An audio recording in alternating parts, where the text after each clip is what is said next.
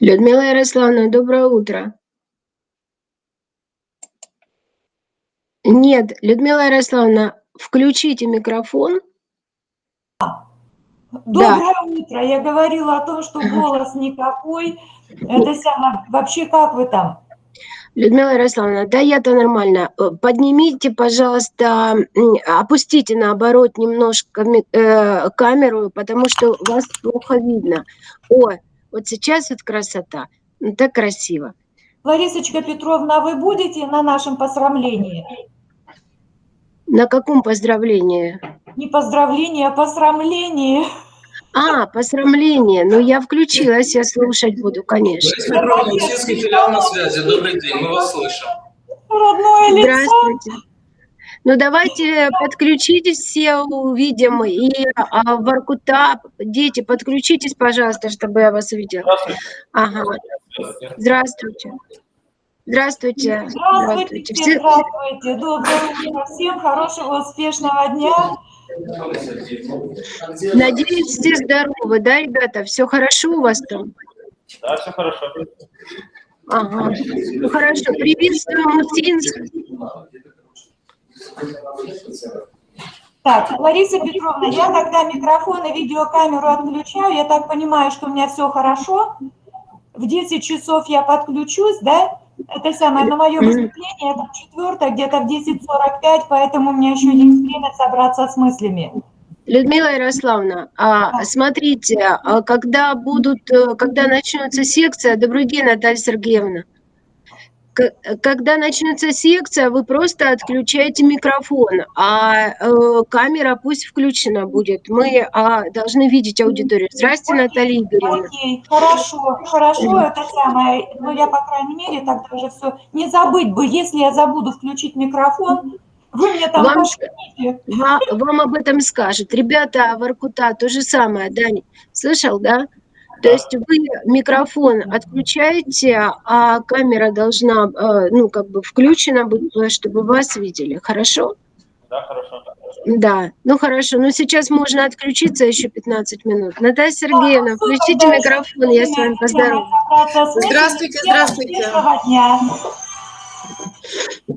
Наталья Сергеевна, как дела ваши? Все хорошо, Лариса Петровна, все замечательно. Будем наблюдать за нашими коллегами. Ну, пожелаем им удачной работы, безусловно. Я смотрю, Усинск еще не весь собрался, да? Ну, почему-то вот Усинск не включается, не хотят, наверное, с нами поздороваться. Микрофон, наверное, стоит включить Усинску. Нас не видно? Добрый день. Вас видно. Добрый день, Александр Константинович. Вас видно, а теперь уже даже слышно. Просто еще не все расселись. Добрый день, коллеги. Здравствуйте. Ну, я думаю, потихоньку, наверное, нужно собирать Усинск уже, да? Александр Константинович, да. вот этот молодой человек, который впереди сидит, рюкзачок на задний план, потому что картинка плохая. И я предлагаю все-таки приблизить, может быть, немного Усинск, нет? Или как? Чтобы было видно... Вообще-то было бы неплохо видеть спикера. Видеть надо его спикера. Да, и, наверное, докладчик. Вот, мне кажется, кафедра как будет смотреться, чтобы видно было? Нет, так мы не видим. Отдалить. Не видно докладчика. Я в самый край повернул. Да? Чуть-чуть, может, разворачивай, Роман. Картинка. Это лучше? Ну, лучше, но не совсем. Наталья Сергеевна, может быть, трибуну просто переставить, чтобы лицо было в камеру? Вот я тоже хочу сказать, потому что здесь не совсем понятно, к кому обращаемся, да? Все-таки мы все вместе, немного нужно угол сместить. Давайте вот так сделаем. Вот так, наверное, да, это будет правильно. И охват как раз-таки, и стол, и работа на камеру тоже, в общем-то, да, это будет правильно. Ага, вот так хорошо. Лариса Петровна, как считаете? Я считаю, что камеру нужно еще повернуть немножко влево, потому что правая часть, вот это стулья, ну, они красивые, конечно, но не очень нужны. Наоборот, другую сторону, в другую. Дальше мы не можем. А, это крайняя, да? Мгм.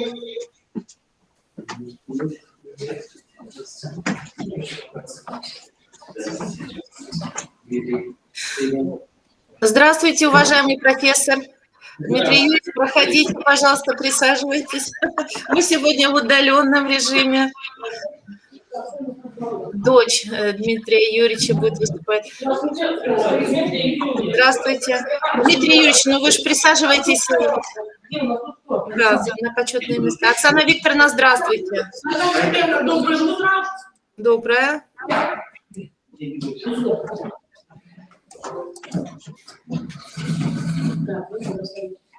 Здесь у нас начали, да? Очень хорошо.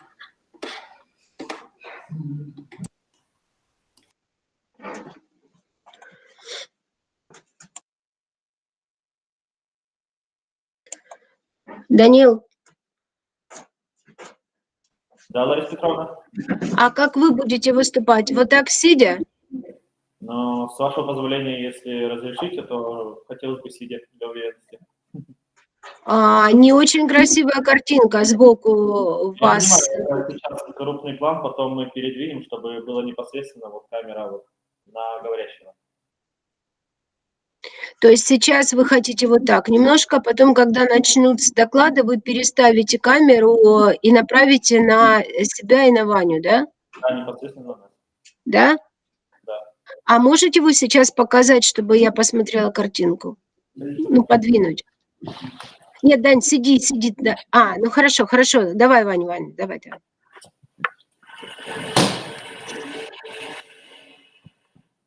Ага, отлично. Хорошо. Если есть такая необходимость, можно сделать немного ближе. Можно просто если такая необходимость. Вот достаточно. Все. Мгм. А теперь оставь вот такое приближение и направь, пожалуйста, камеру на ребят.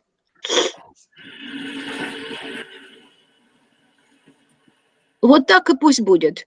Немножко правее себя захватите, а дверь не надо. Вот до Влады. Еще раз. Еще чуть-чуть. Все.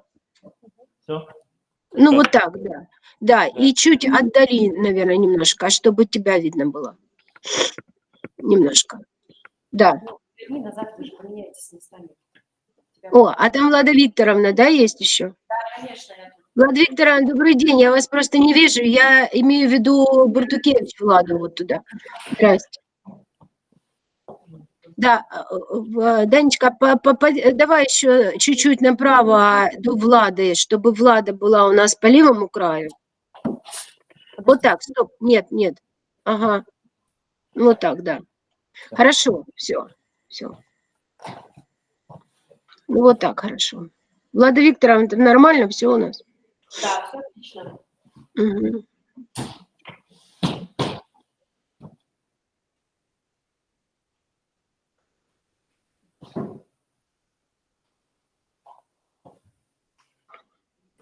О,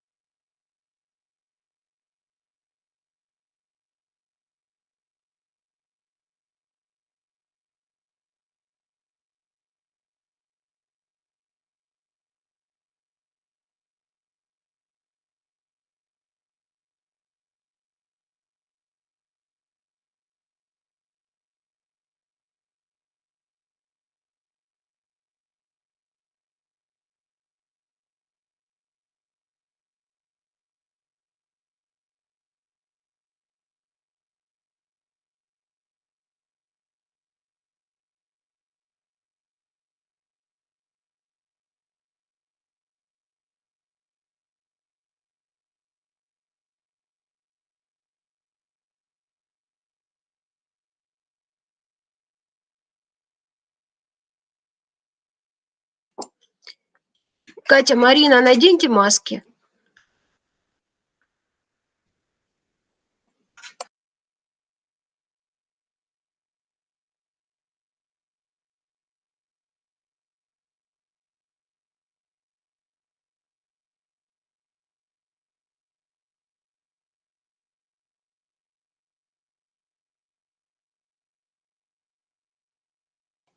Спасибо, девочки.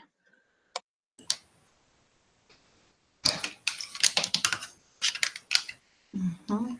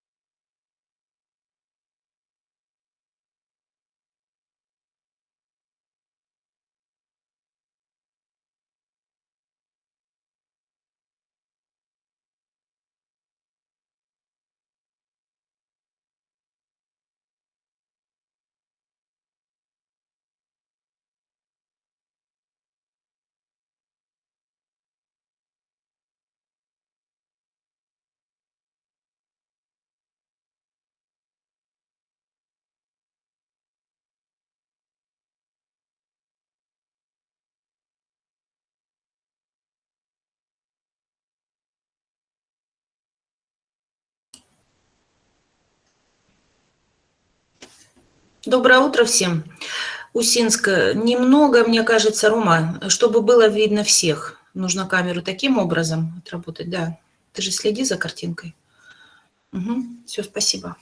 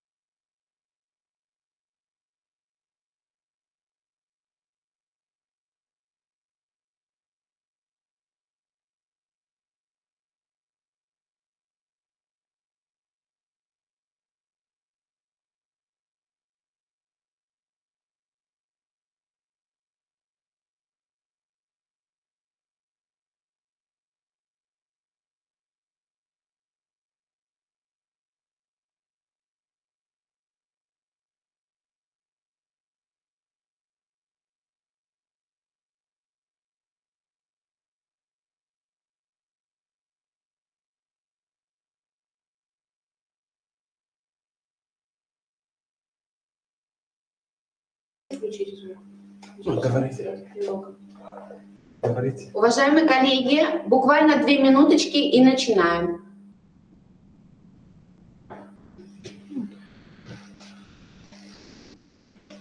Надеюсь, они слышат. Да-да-да, колокольчик. Звук я не отключала. Нет, или зачем ты? А? Поставлю. Пусть остается. Ну пусть так.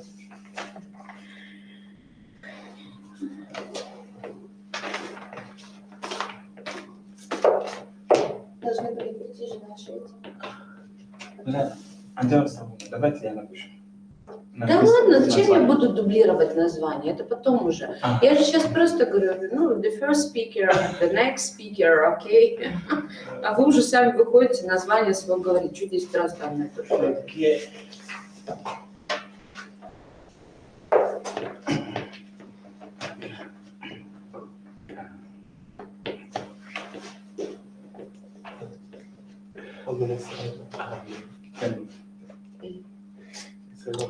No, that's nothing that's okay. I don't know why it's 15 minutes. What am I going to say in 15 minutes? That's too short. Yeah. What am I going to say in 15 minutes? The review sideline is too crazy. Yeah, but it's okay. It's okay.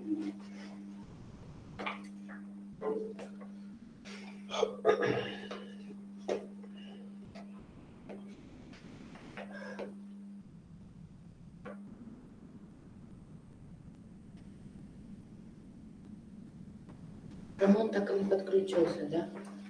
А у нас есть номер оперативной когда связь через почту? WhatsApp или Telegram? Yeah. English, Yeah, yeah. We Hmat. present in English. Should we? Да, Халид, здравствуйте. Yes. What is English? Алло. Халид, вы где? Здравствуйте.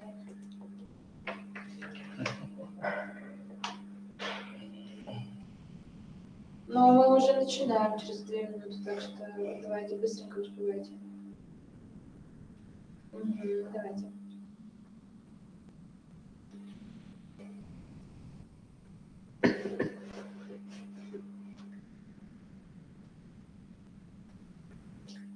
Не, вы не.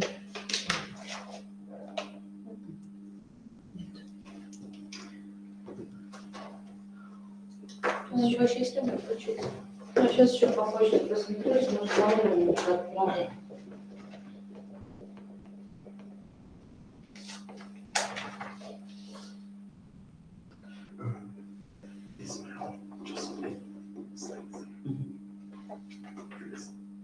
Something the most important thing is that you can explain it what you want to use for those systems. You can't support people. But the next time when you keep presentation, more pictures and words, it's very pictures.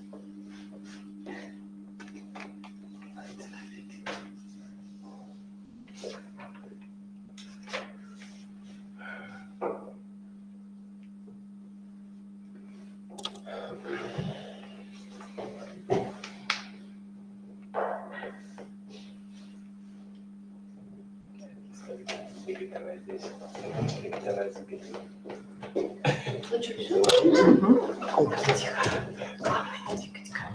Можно включить, да, или презентацию? Вот ее развернуть? Остановить? Нет, развернуть. Ребят, ну что, давайте на успехи. Вот так? Да. А связь камеры?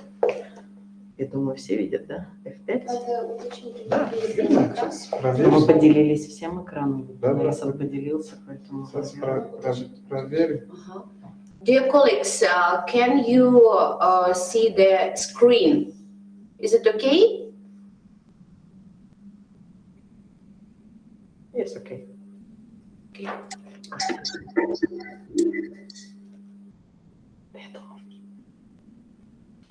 А их не включено? Они включены. Они видят, да? Все Да, хорошо. ну, Да. они, да, мы же поделились своим экраном. Ну да, Мы видно. поделились экраном. Да.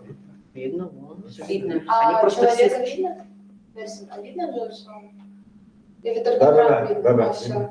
Когда ритм он может встать. Да. Так как Ну, говорили. тоже смотреть, присутствовать. Окей. Okay, hello everybody. Can you listen to me? Good morning. Can you listen to us?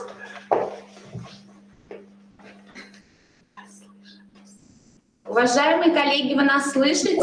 Мы слышим, yes, we can listen to you. Very well. Okay, and let's begin. And welcome to our conference and our session number 6, Improving the International Competitiveness of Oil and Gas Higher Education Institutions, Solving the Problems of Promotion Industry-Specific Education, starts its work, and we wish you good luck and great reports. Okay, and the first speaker, please, Kumaga. Oh, sorry, Ridwan Idris, please. Okay. Good morning, ladies and gentlemen, dear colleagues, participants of the conference. My name is Ridwan Idris, and I'm a master's student in my final year at the Department of Management at Ukta State Technical University. And I'm here to present with my co-host, and my supervisor, Olga Androva-Vitalyevna. We are very pleased to present our topic on the term digital transformation of the educational environment in Russia. We all know that digital transformation has been with us in all spheres of our lives, but this is most especially true with education, and it is becoming more and more prominent in the educational sector, because now it's not just because of the pandemic, but this has always started since a long time, like for decades now. Now, a digital classroom is typically one that is fully immersed in technology, and these classrooms rely on educational apps and websites to enhance student learning.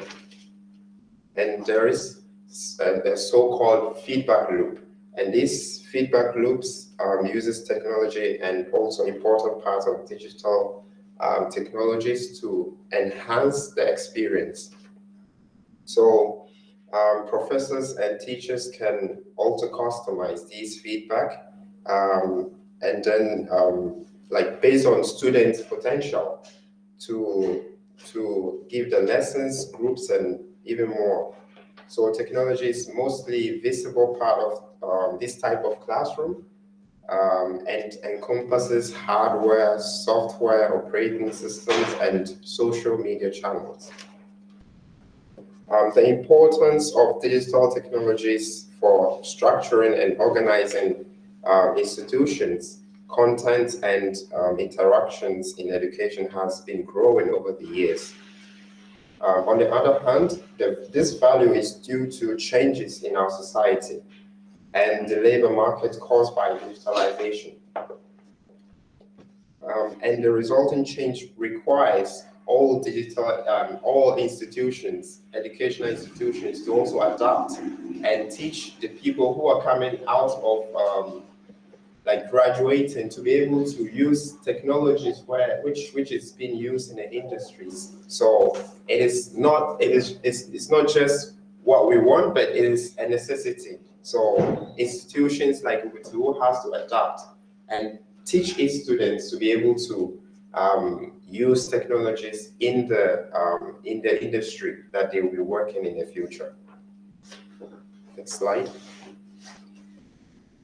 In recent years, it has become increasingly difficult for Russian universities to achieve and demonstrate good results in terms of global trends.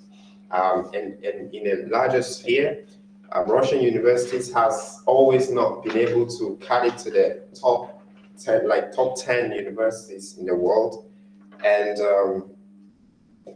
this is relatively not good for a country which is well known for its quality education.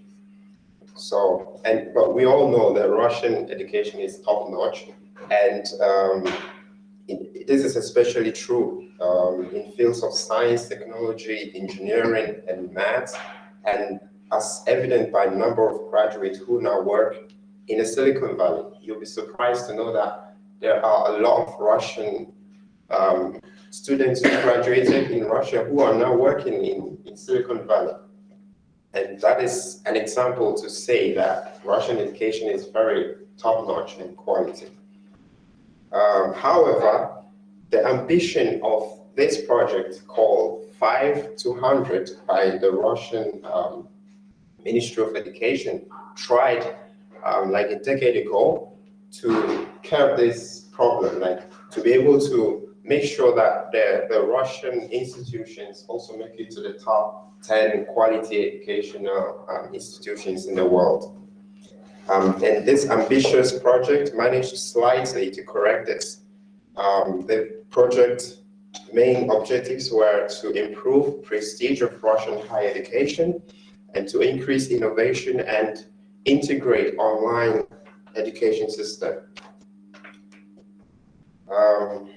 Thanks to this project, many Russian universities are currently improving their online presence. Over the past 4 years, participating universities in this project have offered more than 420 courses on Coursera, on Open Education, Universarium, and Univerb. These are all online platforms that most of the Russian universities are collaborating with to make their content suitable to a global environment and community. This had led some Russian universities to rise to the higher positions in global rankings. However, this is still not enough to compete with the leading higher institutions in the United States and UK. The development of an online education in Russia is also designed to help foreign students feel the high quality Russian education.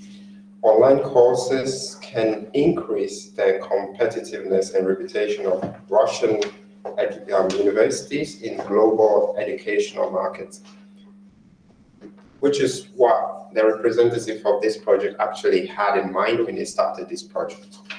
Next slide. The idea of e-learning had become much bigger with the introduction of the so-called MOOCs and massive open online courses. And this happened back in 2001 when MIT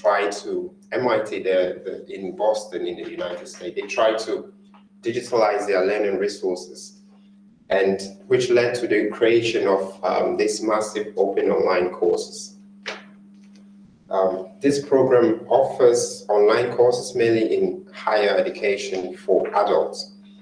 As a result, other leading universities in the world, including most universities from Russia, has joined these platforms like Coursera, edX, Udacity, and so on, to create contents for a larger global students.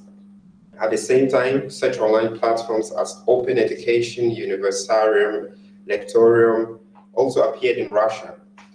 But some of the best e-learning startups such as Cosmos, EasyTan, Prepay, iSpring Solutions were also created by Russians who actually had the idea to create apps and educational platforms to compete with these counterparts.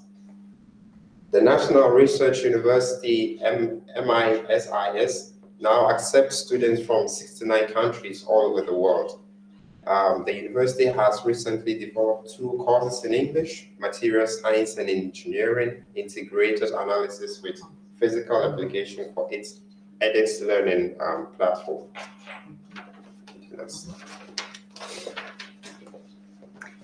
Thank you, Mr. Rizon. Slide 5, please. In higher education, there are several barriers to progress in the field of digitalization. Digital literacy, in the classical definition, implies the presence of certain knowledge, skills, and abilities when using available technologies and devices to achieve the desired results. Due to certain inability of universities to complement existing mechanism of work with the new methods, tools, and opportunities, university teachers ignore the use of digital technologies. Even though modern students constantly use mobile devices, they can rarely find the right application of these technologies in the learning process. As such, university have a responsibility to teach students how to get the most out of digital technology at the university. To get the most out of learning platforms like Blackboard, Canvas, or Moodle, it takes a significant amount of time for the university. Many educational institutions use the platforms solely as data stores, which brings little benefit to students. Literature use of modern technologies and lack to competence when working with them can significantly slow down the introduction of new digital products. Slide 6, please. Thank you. Now, the big question is, how can we effectively use digital technologies in the educational environment? The answer lies in several so-called needs in terms of cognitive, managerial, investment, and economic functions. The first, it's necessary to understand that digital transformation affects not only the IT infrastructure, but all areas of the university. The second, it's necessary to balance digitalization with the goals and strategies of the university, increasing the degree of transparency and management of production process. The third, a certain amount of investment is needed to create a community for the development of digital technologies. And it's also necessary to agree to a project approach focused on consumer services. Slide 7, the next. And so there is a conclusive truth that we could agree on, and it's that the digital agenda should be determined by the highest management, which is done with the support of individual faculties to ensure that the individual activities fit into the overall strategy of the university. Thank you very much.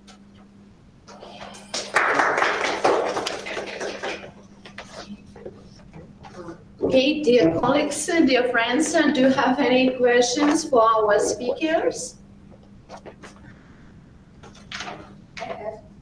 Yes, please. I know. Thank Again. Okay, thank you for your good presentation. It was very benefits for us to know your opinion about this problem, and I would like to ask you about one thing. For example, if we have some regional universities that are not participants of these projects about what you say before, 5 to 100. So what should they do to improve your technical progress and transform their digital technologies if they are not the participants of these huge projects, for example? Well, first of all, it's a very huge project because in terms of transforming into digital environment, it requires a lot of funds. And these funds are not really equally distributed among all universities, especially in Russia, because the education system is made in such a way that it's not actually tuition-based. That's the reason why it's difficult to fund it, because students don't pay tuition fees. Just a margin pays tuition fees. So it's very difficult for such universities to be able to budget and then be able to put more focus on digitalization, because the resources are very limited. And that's the difficulty. But that's not the end. I think there's still potential to be able to make it better.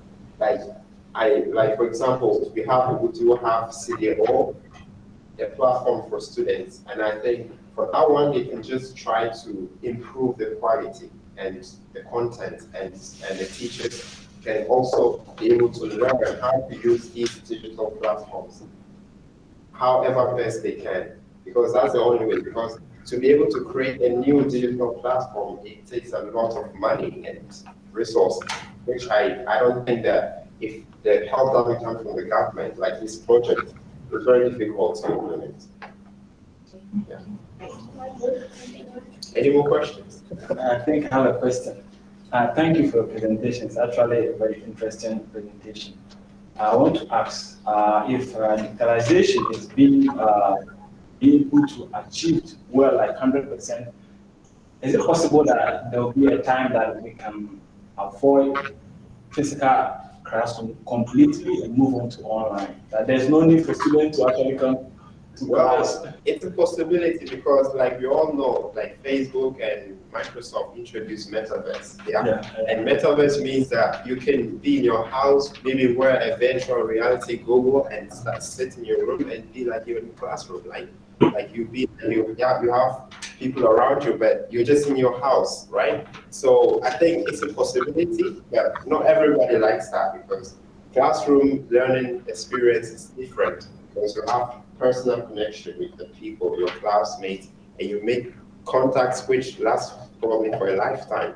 And the difference is very huge, and not everybody can accept that, like to go to a virtual world where you don't have personal connection. Yeah. So it's gonna change, but not drastically. Yeah. Thank you so much. My pleasure. Okay. Dear colleagues, no questions? Oh, okay. And, a little change, please. Welcome to Ukuyama Theophilus. Okay. The next speaker.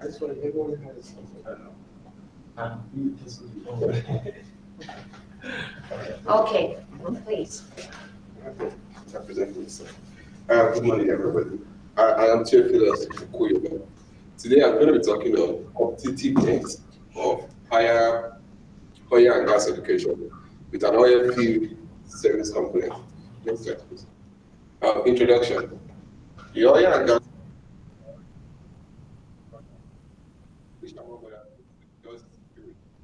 one of the main tasks of the Russian higher education is the training of highly qualified personnel in accordance with international requirements, which will lead to the development of oil and gas industry and the growth of its competitiveness in the world market.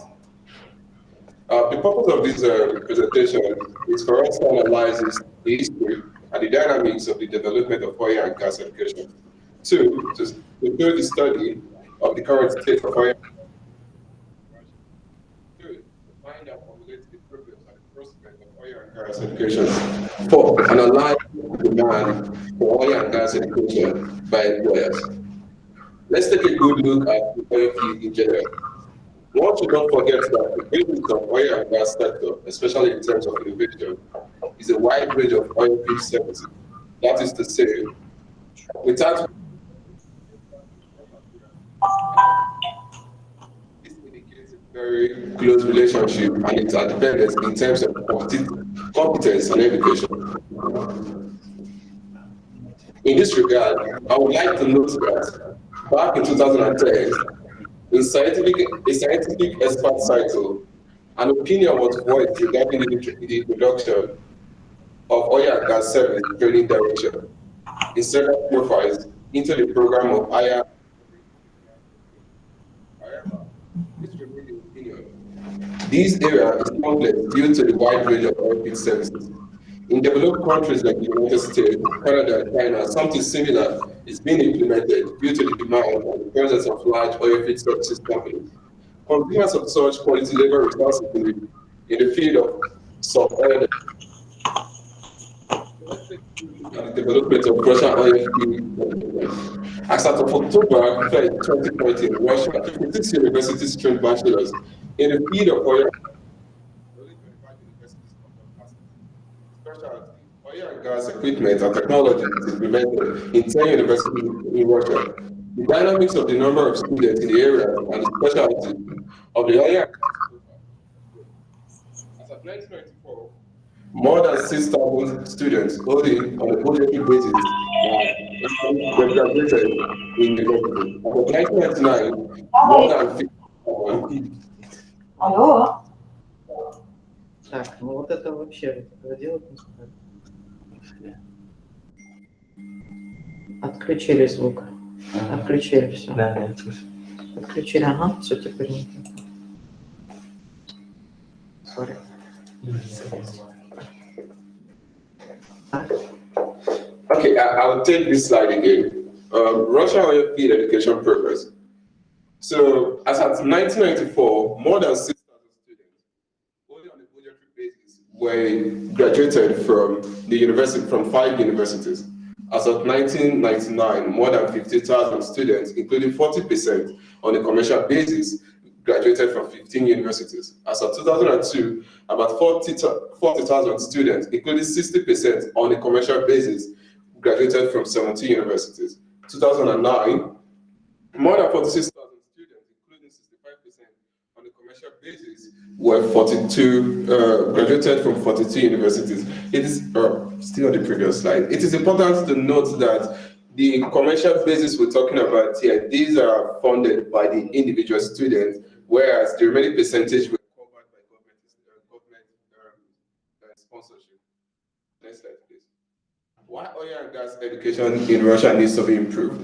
In 2018, the Council for Professional Qualifications, which unites employers, monitored the labor in the oil and gas industry. One of the results that they found that reflected the extremely small capacity of the labor market in the oil and gas sector. That is to say, the percentage of people that have been employed in Russia are quite, from the oil and gas sector, are quite small compared to the other sector in the economy of Russia. So in this area, in 2017, 583,000 people were employed, and for the period from January to May 2018, there was a decrease by 10%, up to 521,000 people.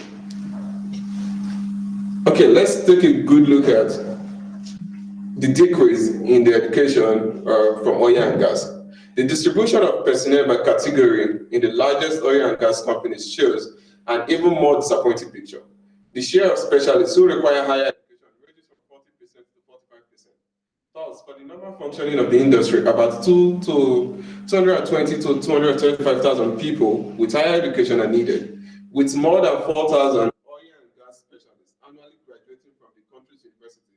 The sector staffs can completely renew every 20 years. In summary, the relevance of this topic is emphasized by the presence of critical shortage of qualified personnel in the constantly rapidly developing market of the oil and gas industry, not only in Russia, but throughout the world. References. Any question, please? Thanks for listening.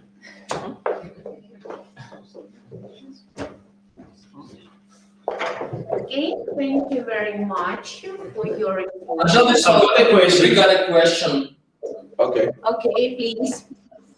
What I want to find out is Russia's economy dependent on oil and gas only, or is it diversified? Can you please repeat? My question is, according to your study, is Russia's economy only dependent on oil and gas, or is it diversified? Russian economy doesn't 100%. Does it depend only on oil and gas, or is it diversified? Are there another spheres of Russian economy? Yes, it's diversified, yes. It doesn't depend 100% on oil and gas. Did you get me, please? Yeah. Okay, thank you. Thank you. You're welcome. Okay. Okay, thank you very much. Sit down, Mr. Andrews. Okay, thank you for your report. Okay. And dear colleagues, please, if you have any questions, please write down in chat, okay? Thank you. Okay, and the next speaker, please. Kumaga Nelson, please.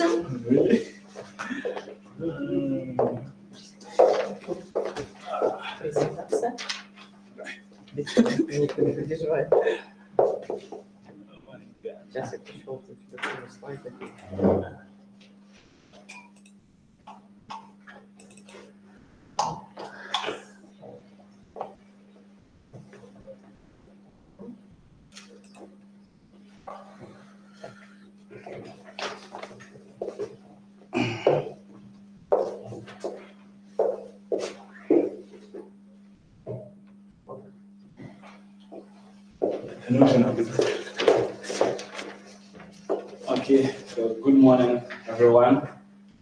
Good morning, co-participant of this conference. My name is Kumaga Nelson. I'm actually a first-year student of management, particularly project management. Actually, today I'm come to actually talk about a topic that I'm much interested in, that is cybersecurity or information security. Today, I'm actually going to talk about 3 topics. That is information security, about the higher education, and about economics. I remember when we were discussing about this topic, I was discussing with my supervisor, Olga. I was talking more of technical terms and stuff, and she was like, yeah, Nelson, I understand you had a first degree in IT, but this presentation, you have to think like an economics. So today, I'm going to talk a little about economics. Okay, my topic is information or cybersecurity as a factor for increasing the competitiveness of an educational organization, in particularly oil and gas universities. Since we are all here in UST or GTU, UST GTU plays a major role in preparing professionals for the oil and gas company. So we are going to talk more about oil and gas. Okay. Digitalization. It's very interesting that the first speaker talked about digitalization. In today's world, digitalization is growing very fast, and we depend highly on the information in our society in higher education. And this call for the need to protect the information we use and protect the IT systems in which the information runs on against internal and external threats. This need for preventing, detecting, and responding to threats on information and IT system has brought forth an emerging and lucrative industry named information or cybersecurity. So let's look at what is cybersecurity at all. According to the National Institute of Standards and Technology, cybersecurity is simply the protection of information systems from unauthorized access, use, disclosure, disruption, modification, or destruction in order to provide confidentiality, integrity, and availability. In other words, information security, or InfoSec in short, is the protection of information by people and organizations in order to keep information safe for themselves, their company, and their clients. Okay, so let's look at some of the threats and information security or cybersecurity. We have something we call phishing. Phishing is when you are being sent an email, a false email in your email box with a link or with a Word document or with a PDF document. Once you click on that link or you open that PDF document, it installs a malware, and which malware is simply any computer program or software with the intention to cause harm to your computer. We have denial of service.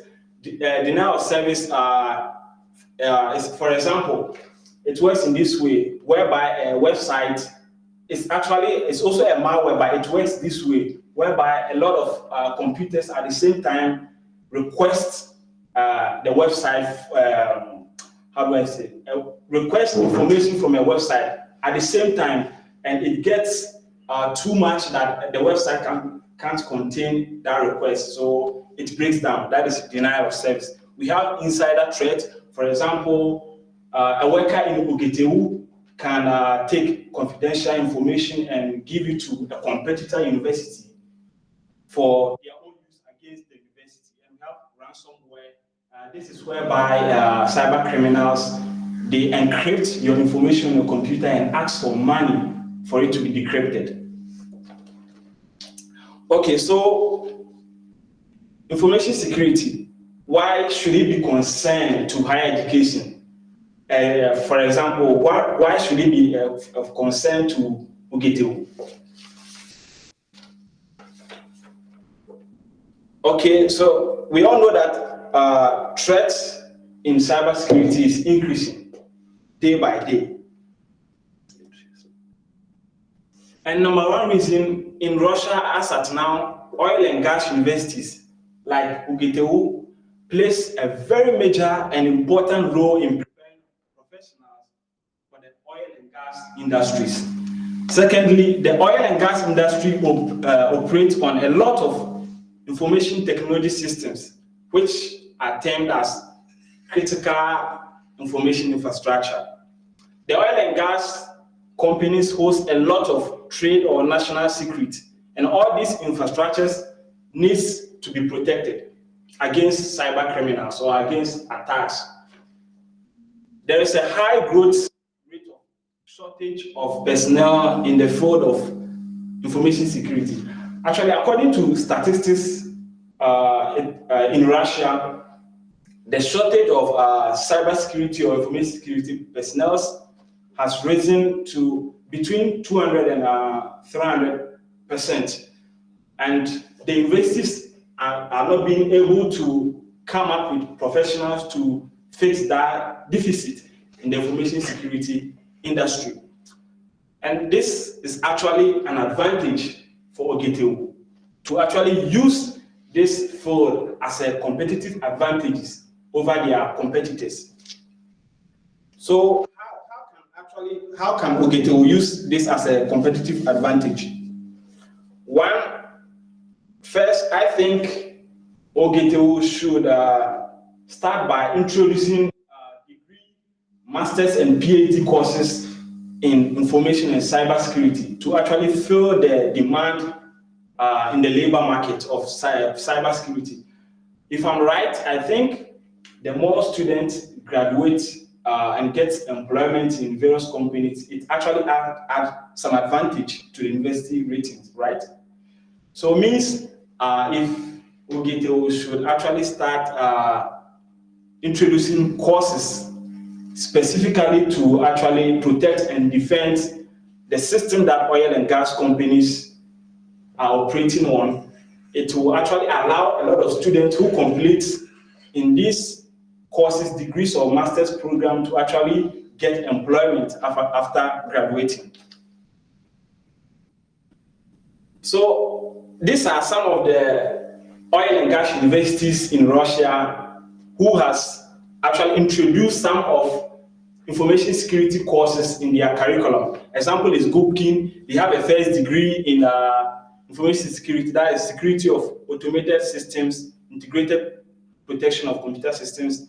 They have a master's program in information security of critical oil and gas infrastructure facilities, and a PhD in methods and systems of information protection. Next. And also Ufa State Petroleum Technological University has a first degree in digital technologies and information protection. And all these courses are actually geared to defending and protecting critical information infrastructures.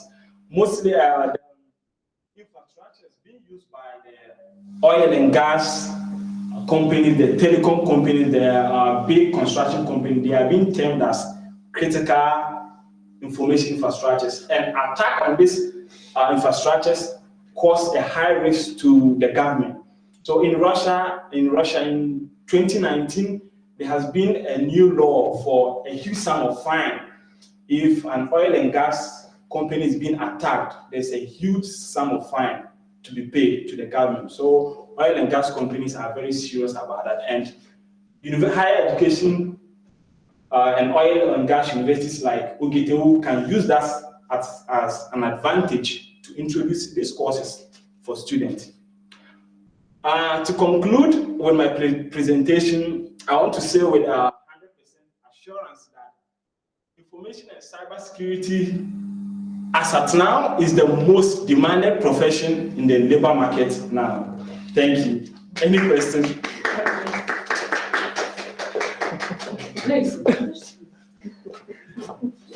Question. I want you to ask me a question. Okay. Because presentation was very short. Okay. I think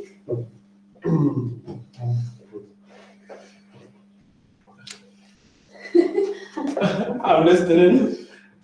well, before this guy was saying something about oil and gas. Read one. No. Okay, yeah. And also made mention of oil and gas. Okay. So, is it all today's presentation all about oil and gas, or you guys are going to talk about other fields? No, actually, today's program is actually about oil and gas. Yeah, it's actually about oil and gas. So, Redwan talked about digitalization. I also came in with information security. Is that our question? I have a question. Okay. Like, we are talking about information security. For example, like if we are in a digital age and the education here is becoming more and more digital, and it means that we will have loads of data of students, right? And let's say if the university, for example, have a very solid digital, I'm not talking about just our university, but let's say as a whole, and they have a very solid connection with industry, and let's say the unthinkable happens and it gets hacked, right? And through phishing and all these things. What do you think the damage will be? Like, how high is the damage for institutions, for example? You know, it depends. It depends on which systems are being hacked or which data or information gets into the hands of the attackers. There are some data and information that are being termed as critical, and there are some information it's not that critical. So it depends on the information. When critical information of a business or organization get hacked, it causes a huge damage. One, it ceases operation. The organization or company cannot operate. It reduces the reputation of that company or that organization. And it costs money.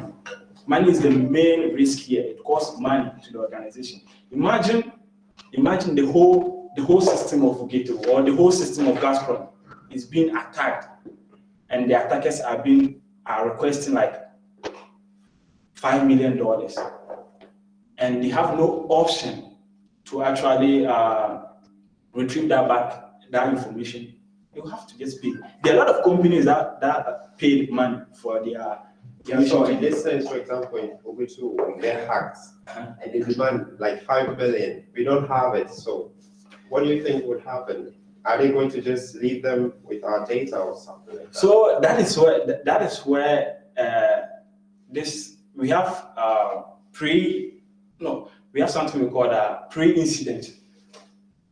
It comes with backing up your information systems. Normally, cybersecurity experts, we do not advise that organization pays ransom, because when ransom are being paid, it's not a guarantee that your information will be decrypted, and it's not guaranteed that they will not attack you second time. So normally, what we advise is that back up all your critical and important information. Once you are being hacked, you can retrieve all those information. And before you even get hacked, make sure your infrastructure is well protected and secured. That is why I think in my first degree, my diploma, I recommended that we should have a center for security operations center that will actually take care of all these incidents and nuances. It's very important. Every organization should have it. Thank you. Any question? those online.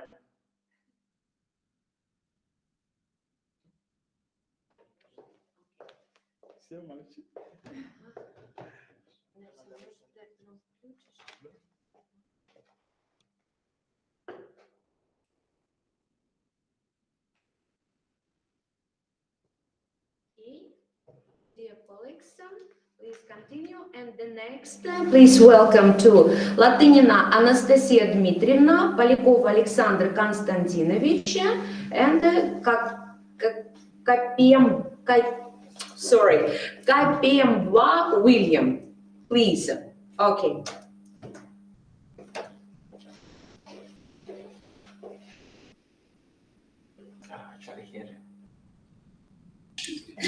Dear colleagues, on behalf of the Usinsk and Vorkuta branches, we pay respects to our colleagues.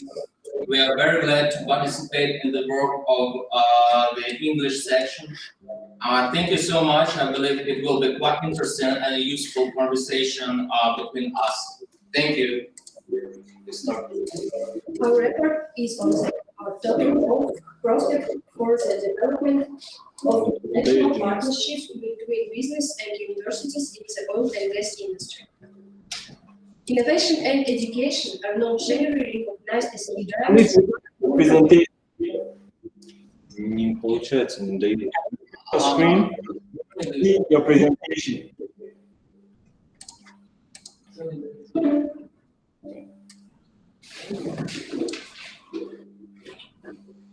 We don't have rights for present our presentation. You don't have a presentation, just your screen. We can't. Why? We cannot share the screen because we don't have the possibility, the access to it. No, you have to be able to share. Okay, sign out and sign in again. Try signing out and signing again. Do we have a time?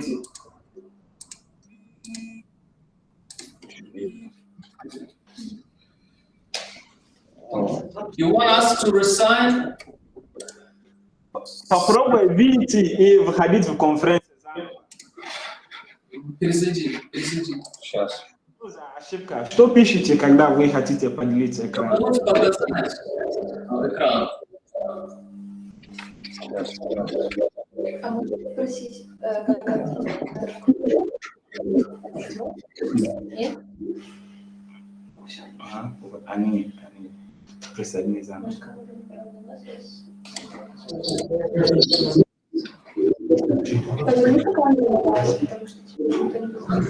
Все еще мы не можем. We still can access. Почему? Yeah. Сейчас давай. It's aimed at me, but still the same problem is still occurring. Давай я правую сейчас перезапущу. Странно.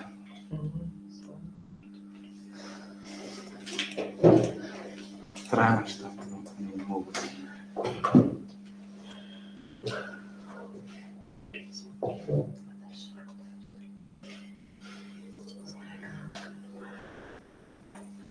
Что там мог подлить экран.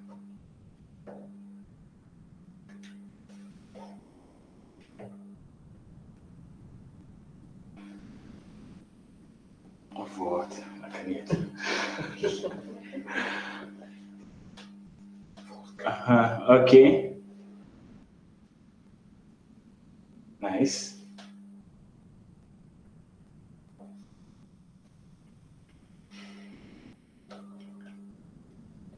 Is on the topic of prospect for the development of international partnership between business and universities in the oil and gas industry. Innovation and education are not generally recognized as key drivers of economical development and competitiveness of both individual companies and national economies as a whole. Rapid change in the level of competition and the speed of innovation in the oil and gas industry over the past few decades have significantly contributed to the development of ties between scientific and educational organizations and commercial enterprises. Many countries are making purposeful efforts to build a national innovation system based on the triple helix model and focused on stimulating interaction between industry and universities, subject responsible for creating new knowledge and generating innovative solutions. In recent years, a number of studies have emerged proving the importance of developing ties between universities and business to ensure the survival of representatives of both sides in a competitive market, to increase economic growth in general and in the oil and gas industry in particular.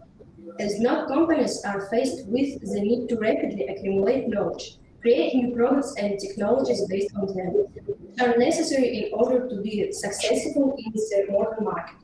At the same time, universities are interested in finding new ways to generate income due to increased competition and reduced government funding, including generating income through the expansion of activities for the commercialization of universities' projects and competencies. Nowadays, competition in the global market is only intensifying. Oil and gas projects are becoming more complex and capital intensive. Many of them require the use of fundamentally new technological approaches. Under the pressure of these factors, the oil and gas sector is forced to constantly develop new technologies. At the same time, oil companies are increasingly joining forces to develop technologically complex projects, the implementation of which alone is too risky for them. For the development of the entire range of modern technologies, a huge amount of resources is needed, which can negatively affect the efficiency of the company. Therefore, partnerships in the technological field in many cases become the preferred option, which allows participating companies not only with less resources, but also to share risks. Also, do not forget many global environmental issues that cannot be solved alone. Tasks such as reducing CO2 emissions into the atmosphere and combating climate change require efforts from all the stakeholders, including states. Associated gas is already being used today, the consumption level of which can be significantly increased.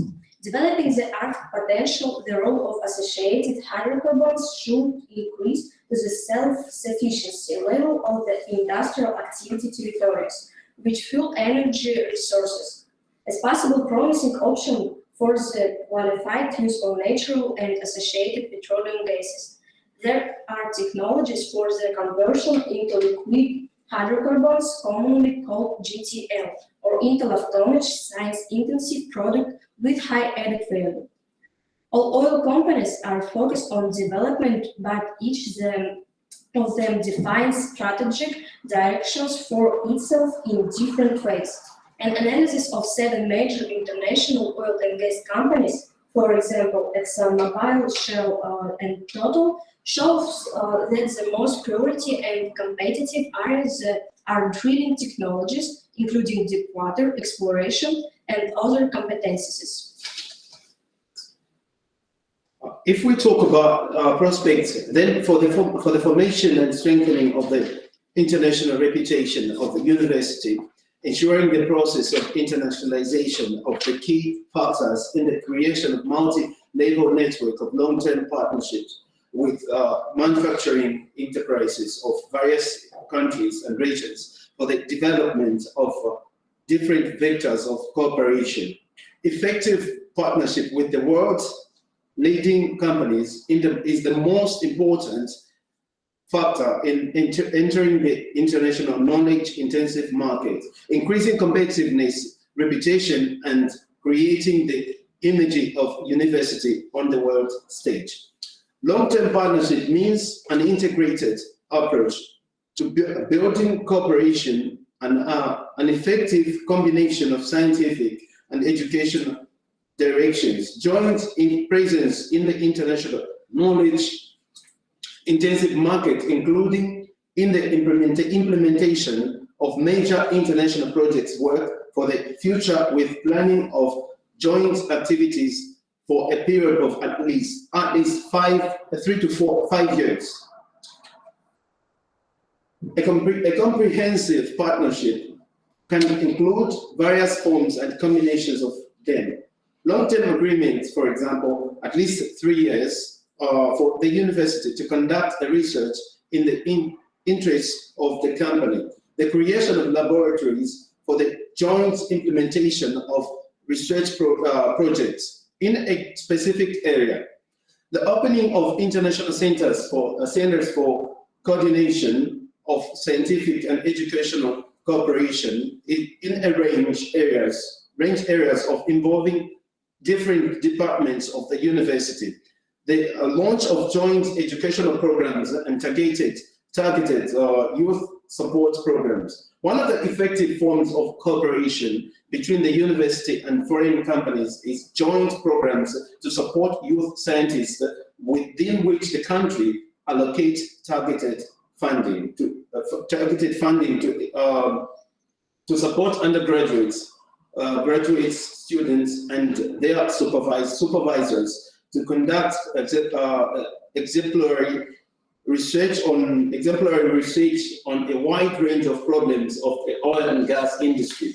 Cooperation with companies is in this format helps to implement a win-win strategy where each of the participants gets their advantages. Universities usually attract young people to science, accumulation of scientific potential in advanced areas.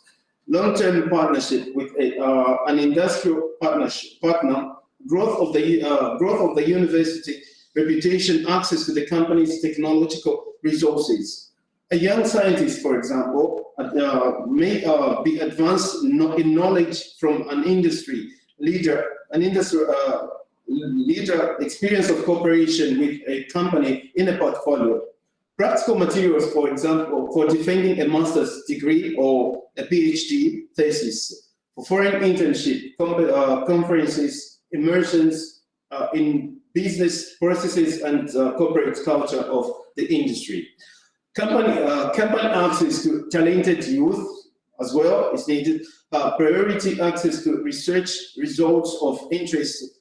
Company image, for example, also reputation, social responsibility, media coverage, access to experimental equipment of the university. Thus, in the modern world, advanced research and the solution of truly complex scientific problems require not only the unification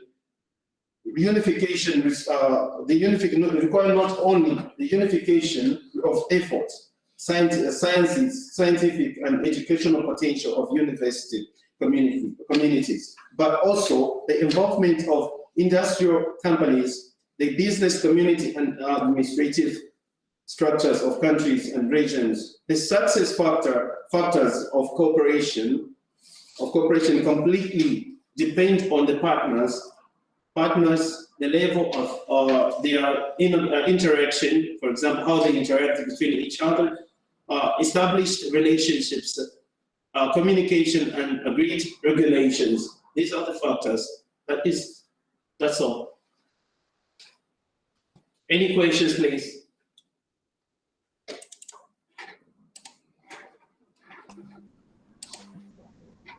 Yeah, the question. Yeah. Lena, will you ask? Okay. So someone wanted to ask a question. It's actually in the. She was asking what are some of the steps or. Sorry, I can't hear you. You can hear me? Right now, I can. Okay, so someone was asking what are some of the steps or recommendations the university should use for making cooperation with new companies? What can they do to actually attract partners? I was thinking in this regard, even the government should help in allocating more funds to the university in support to integrating even the attraction process. In other words, the government or together with the universities and the companies can come up with a model of youth attraction, integrating the youth in the process. I don't know have I answered the question or not. So what do you recommend? Like for example, what do you recommend for Getu to do? What is the first step? The first step is first we identify the problem, where we lack in that, and then we can from there we can move on forward. That actually needs to be discussed. We need to sit down, and then after we, in every situation, we first need to identify the problem. After we've identified the problem, we can add solutions. At the moment, I don't think enough is being done. Okay. Yeah, so question answered. Okay. Thank you. Thank you.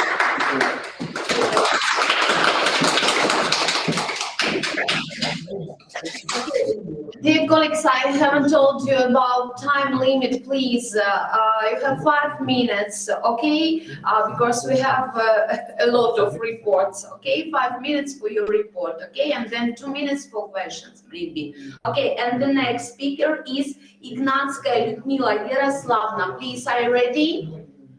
Yes, of course. Good morning. Maybe I continue topic of USINS. I would like to present you my topic, socio-economic aspects of the development of hard to recover heavy oil resource. The current stage of the world. 1 second. 1 second. Так.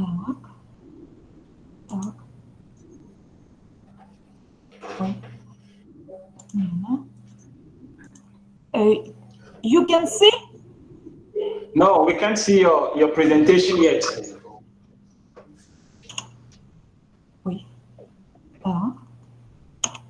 At the bottom, it is na chat показ. No, we can't see. Сами внизу есть кнопка на чат показ. Excuse me, I... На чат показ. Нажимайте на него и видите. Okay. Экран для показа. And now? Видите экран? Do you see? No, we can't see. Скажи, вот где красненькая. Где красненькая, третий. Да. Ну, вот, внизу есть кнопку, вот, рядом красная кнопка. Стрелочка. Вот, на чат поверните, вот, и выделите экран. Там слово «поделиться» останется синим. Так, this? No.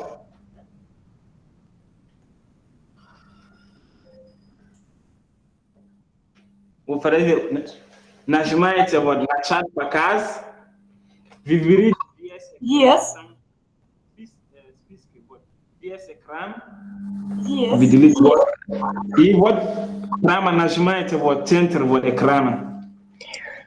Коллеги, извините, давайте, Людмила Ярославовна, без презентации мы вас послушаем просто. Потому что уже я вижу, что там уже началась паника.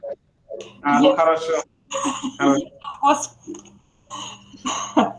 But my presentation has all information.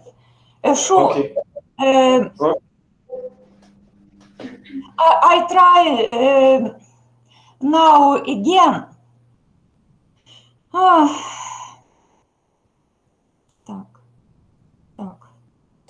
Maybe we can skip Lyudmila Yaroslavna, and then after us, she could join. Why not? If you don't mind. Людмила Ярославовна, спокойно. Читайте свой доклад, и все, просто текст. Давайте. The current stage of the world economy is characterized by multi-vector and contradictory processes that have a negative impact on the activities of not only national economies, but also on the enterprises' activities, as additional risks and threats that are difficult to calculate are created. The oil industry not only left the economic comfort zone, which provided predictability significant planning abilities, long-term partnership with country patches, but also into a situation of increased attention and risk, as well as the need for radical organization and technological changes. The period of COVID-19 stagnation and the subsequent post-COVID stage of the global economic recovery increased the volatility in conjecture energy market. Oil producing enterprises found themselves in a situation where, on the hand, the demand for energy resources and hydrocarbons has sharply increased. And on the other hand, pressure on the oil and gas industry has increased from a complex of factors that prevent a quick response to market conditions. These pressure factors can be grouped into following clusters. Я не могу включить презентацию. The first clusters has the pressure of the green policy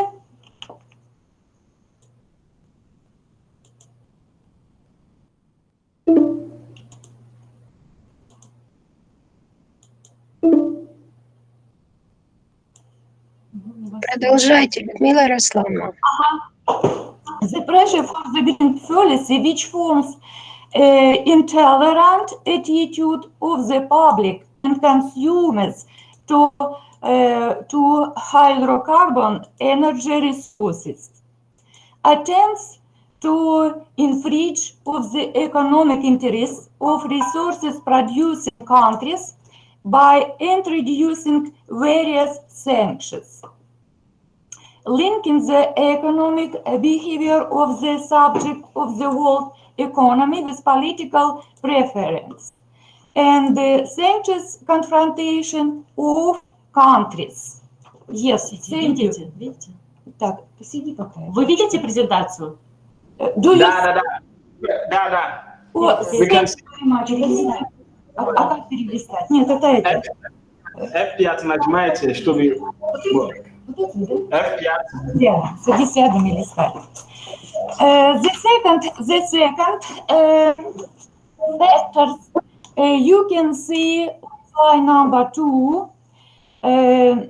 It's a cluster of organization and legal factors, including changes in the legal support of energy market and the legal loopholes for the implementation of trade and economic activities of oil and gas producing enterprises.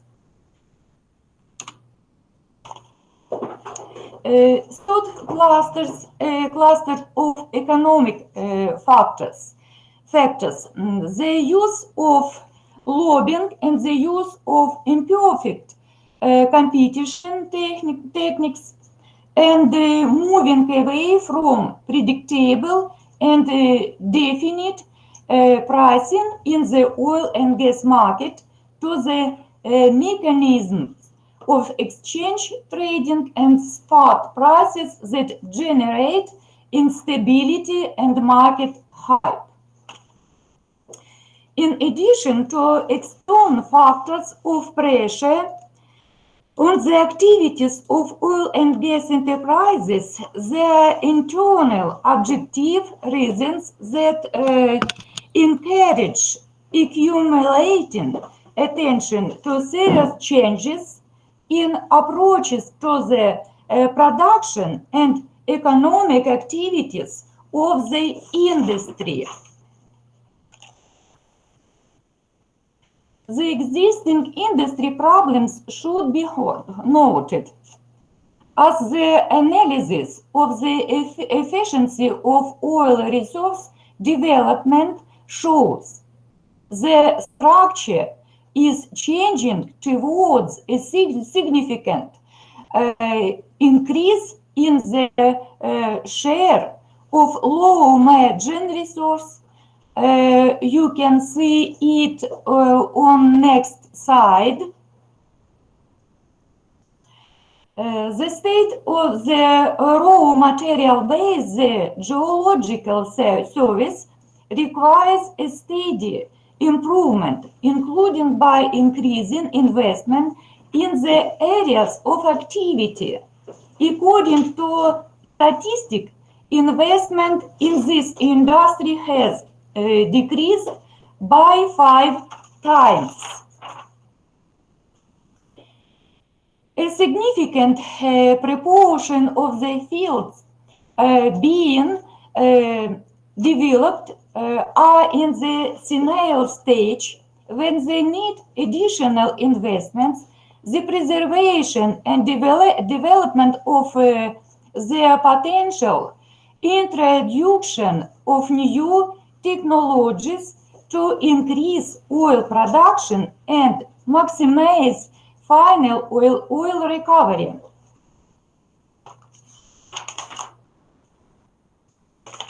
The geography of oil and gas production will be forced to expand, which will undoubtedly affect the economic parameters of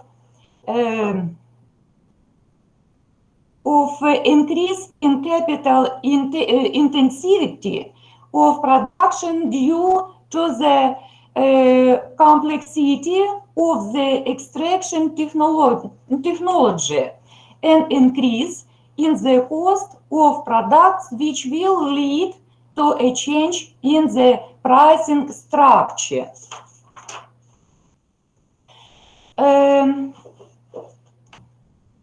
In these conditions, the role of state participation in solving the problem of the oil and gas industry is increased.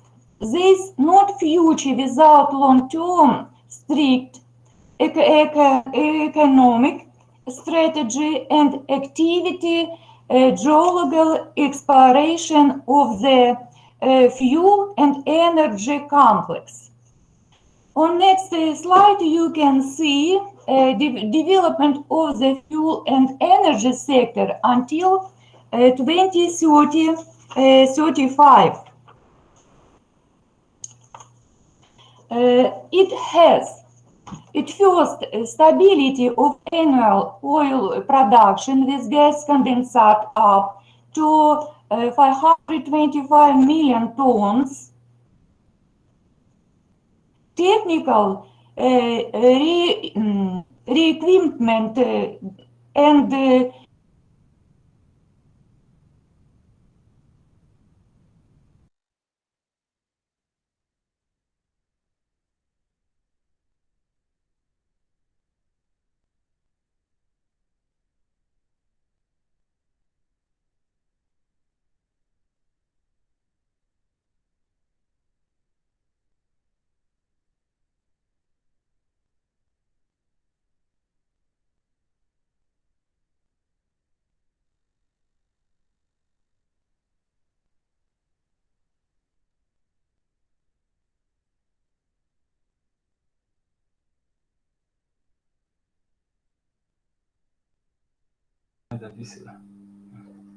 Она или мы покинули встречу?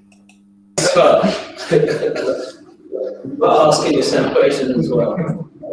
From 28 to 40%, or as well as increasing the volume of oil production to 70% due to the development of hard to recover resource. Solving this problem requires an integrated approach based on taking into account all the newly emerging factors, taking into account It is account the renewable energy development programs. It is necessary to rethink and create a new organization and legal framework for the industry. You can see this program.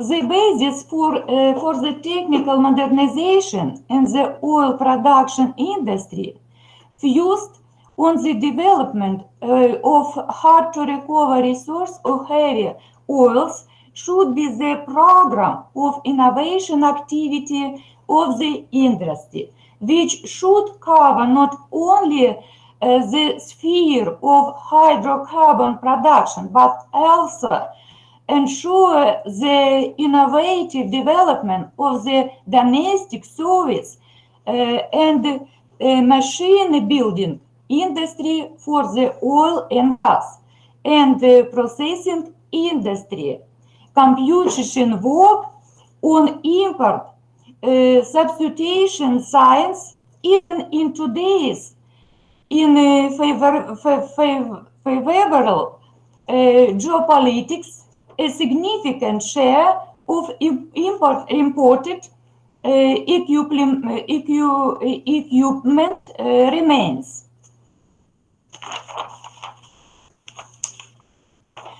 On finish, I would like to do this. It is necessary to create conditions for the development of new promising technologies for the development of hard-to-recover resource, scientific landfill, which should become a platform for testing and introducing new methods of research and development of hard-to-recover resource, the development of unconventional oil resource, as well as solving environmental problems.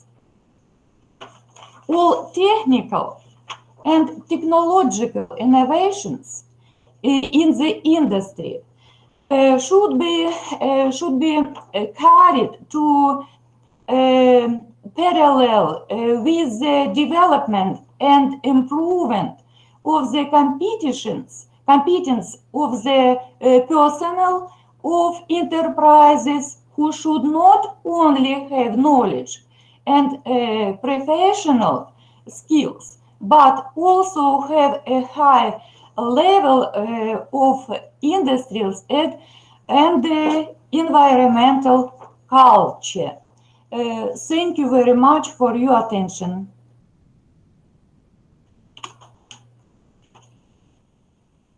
For your briefness, okay, you are great, thank you. Okay, do you have any questions? Okay, actually, there's a question here from Lera. Yeah. Okay, so Lera is asking, how can we improve the image or the prestige of our university based on this topic? How can it be linked?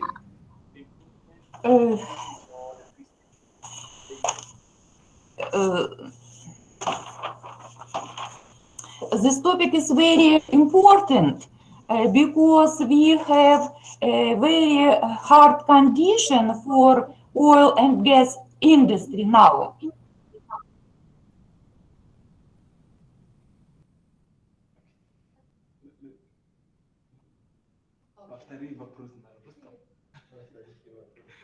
Okay.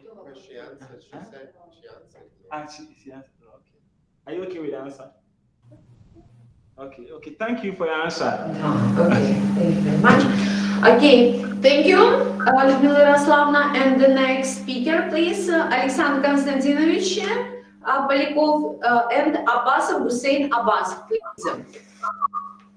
Thank you so much. Do you see me? Do you hear me?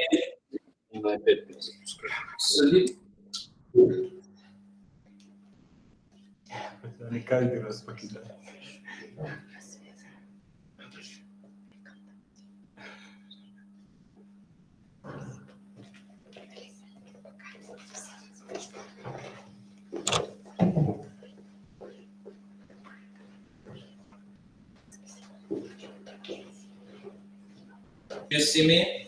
Do you hear me? Yeah, we can see, we can hear. Thank you.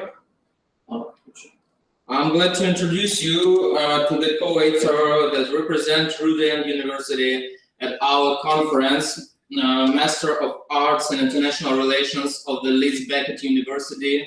Mr. Basov, I see you have already connected. So glad to see you. Well, our report is on the topic of competence-based approach in the higher education system. Today, many foreign and domestic scientists talk about the discrepancy between the modern education system and the social development current stage, and particularly in Russia.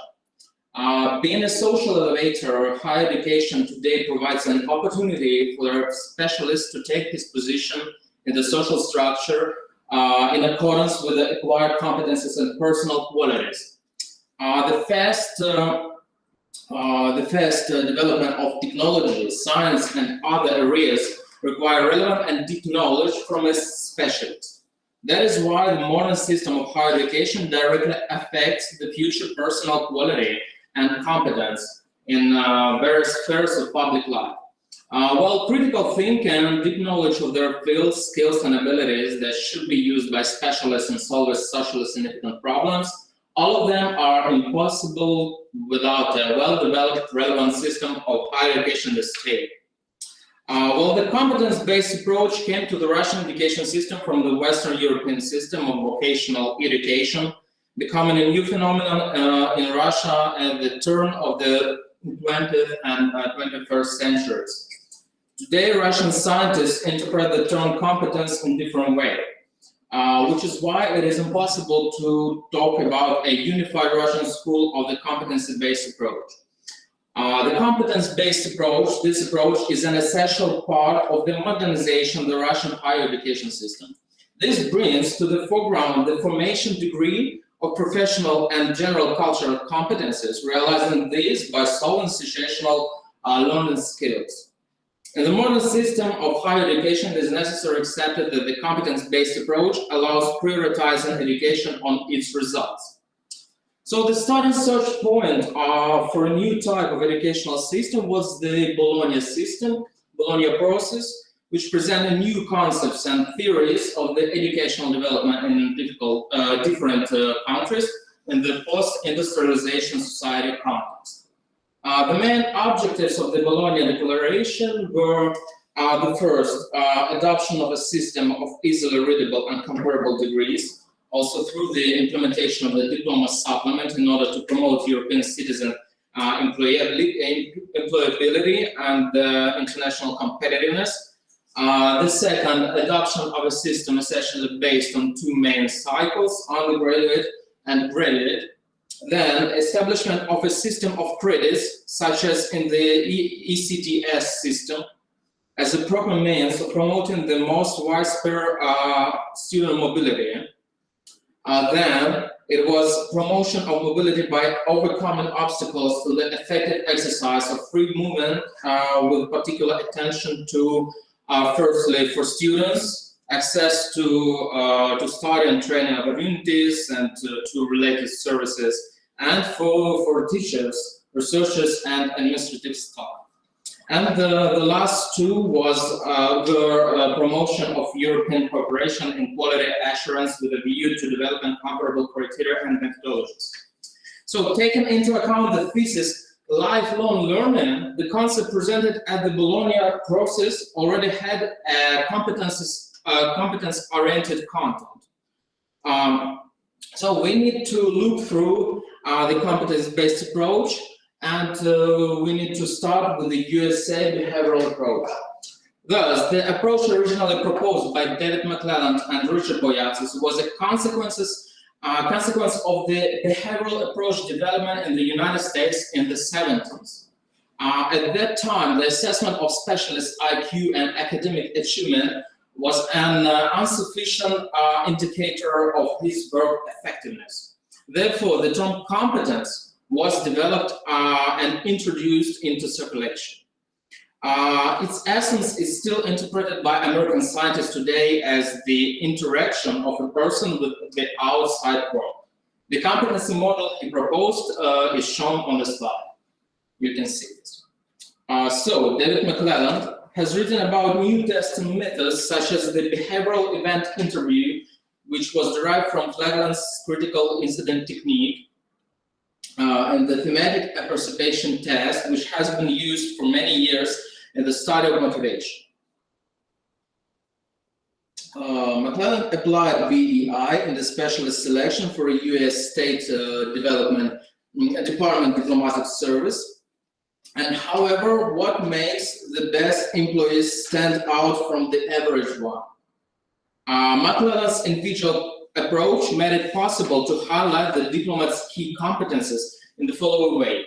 The first, it was intercultural, interpersonal receptivity, then positive expectation from others, and the comprehension speed of political communication processes. To achieve diplomatic goals, it is very important for a specialist to have manipulative skills and the ability to quickly understand the schemes of influence while loving their political interests.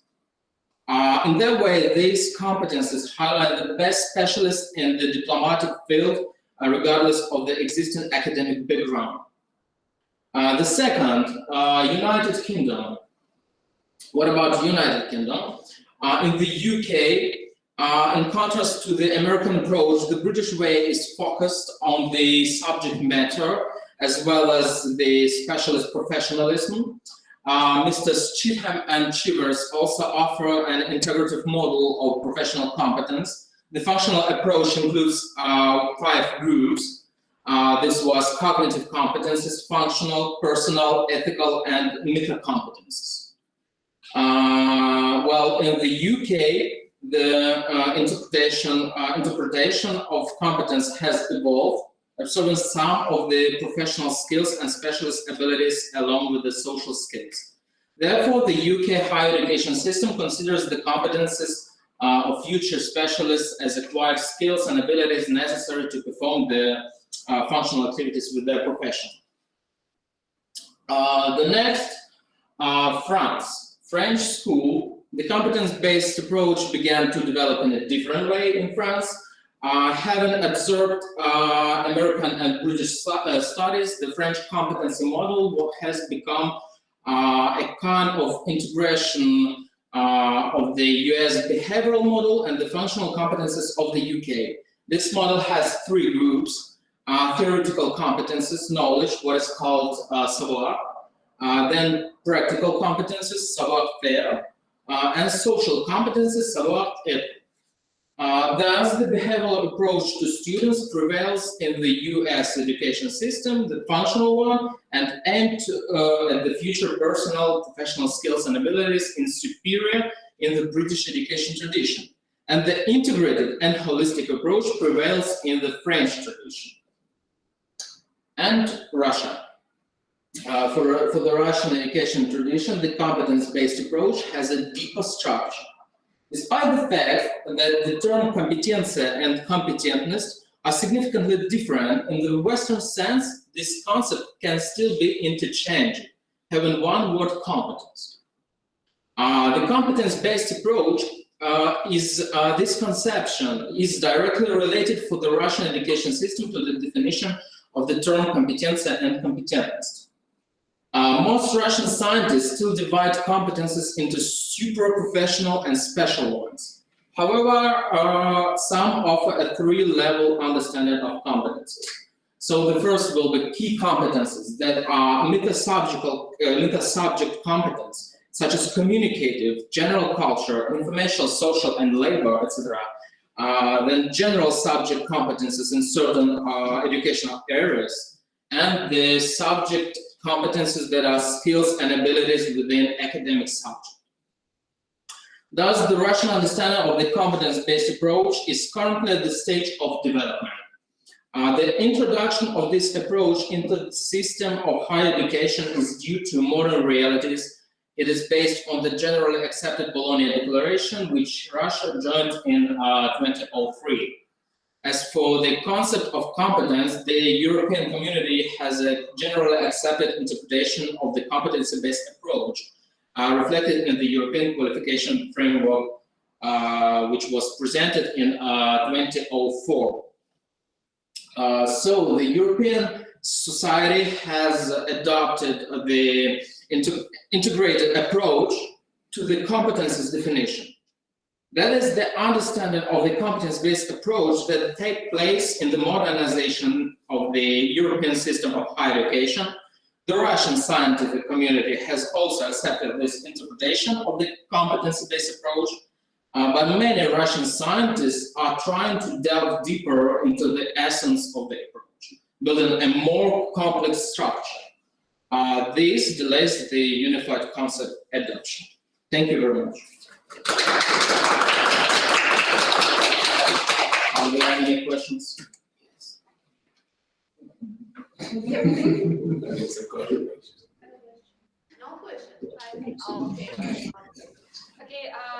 Dear colleagues, thank you so much for your informative presentation. It was really good. Thank you so much. And I have a question for you.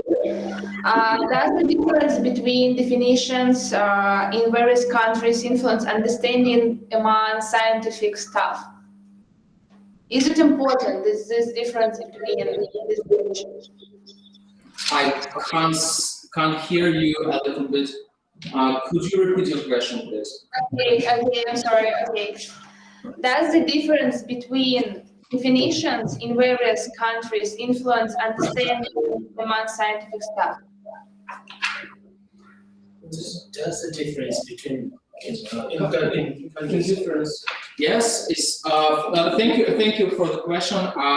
Yes, there is a big difference with French, UK, US, and Russian school of understanding the competence-based approach.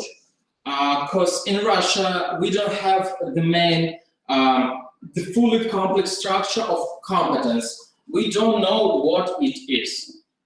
We know how to define the term, but we cannot get a unified system. That's why there are a lot of difference between Russian school and Western one. Problem for staff? Is it a problem for staff? Is it trouble? I don't know. We cannot seem to get you because you are breaking up. Could you repeat more louder, please? She's asking, is it a problem for staffs? For staff, scientific staff. No, for staffs, yes. It's if we talk about a complex issue that need to be thought in fundamentally in Russian school, it already has it already is a bit complicated for administrative staff and teachers already, because we need to get the complex structure. That's a kind of philosophical answer, but it's a kind of philosophical question. Okay, thank you so much. Yes, Maybe I'll ask a follow-up question to Lera's question. So what role does the university have to play in bridging this gap between Russia? You're breaking. We can't say. Yeah, hello. Can you hear me now? Yeah. Yes, but you're breaking. There's a problem in competency in Russia. What role can the university play to bridge this gap? Какой роль университет может играть в этом вопросе? Done. Yeah, I understood. I got you. So the universities, there are employees in universities that are modern scientists, and the main task for that scientists are to properly think about the terms компетенция and компетентность. This two definition of the terms is the main task for them. It's the main thesis is to understand what is the difference between them. Okay, thank you for your answer. Okay. And the next speakers are Natalia and Огородников Данила Андреевич, please. Are you ready? Yes, I'm I ready. will ask.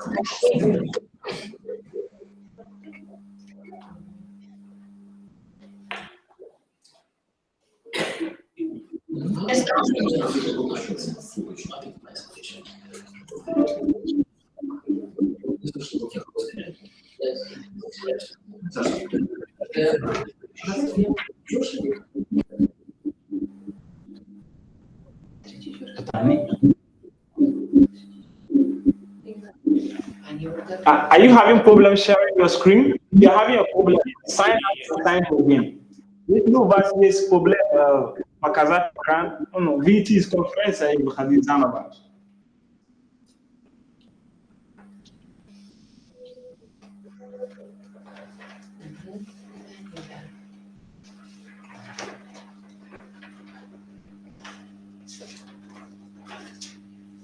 Can you hear us? Yeah, we can hear you. I'm trying to share our screen, but I can't. What? Yeah, and select the screen. Yeah, select. Select our screen. Yeah, select. Just, Yeah, share, but there is open message screen. Что пишете? Что там? Написано: демонстрация экрана невозможна, не удалось показать экран. Выйти из конференции.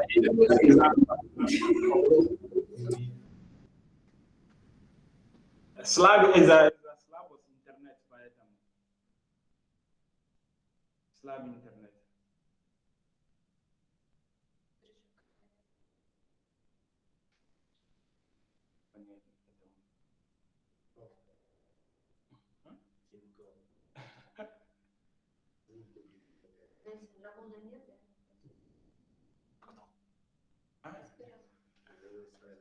Ты какую-то левую ссылку кинул. Он выходит в другую секцию. А я уже другую ему скинула от Кевича, которая пришла. Как так? Так, это секунда. Silent поставь.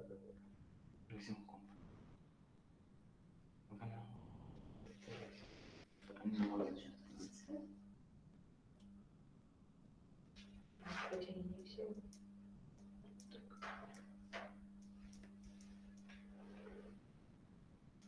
А это не в другом корпусе.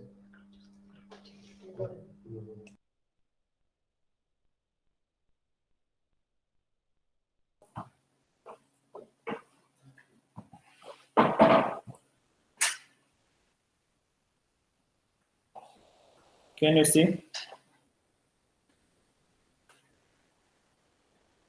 Yes. Now we can see the screen. Open your presentation. Can you see my presentation? Yes, we can see. And now? I'm glad to see we can see it. Fine. Everything is fine.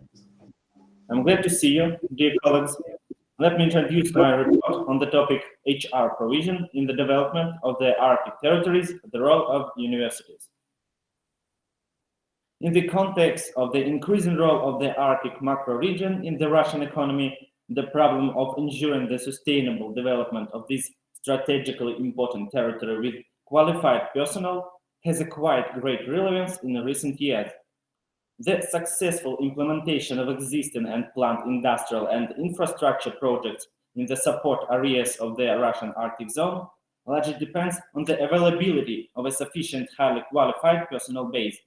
This requirement is due to the knowledge-intensive industries of gas production, oil production, transport, logistics, and other areas of economic activity.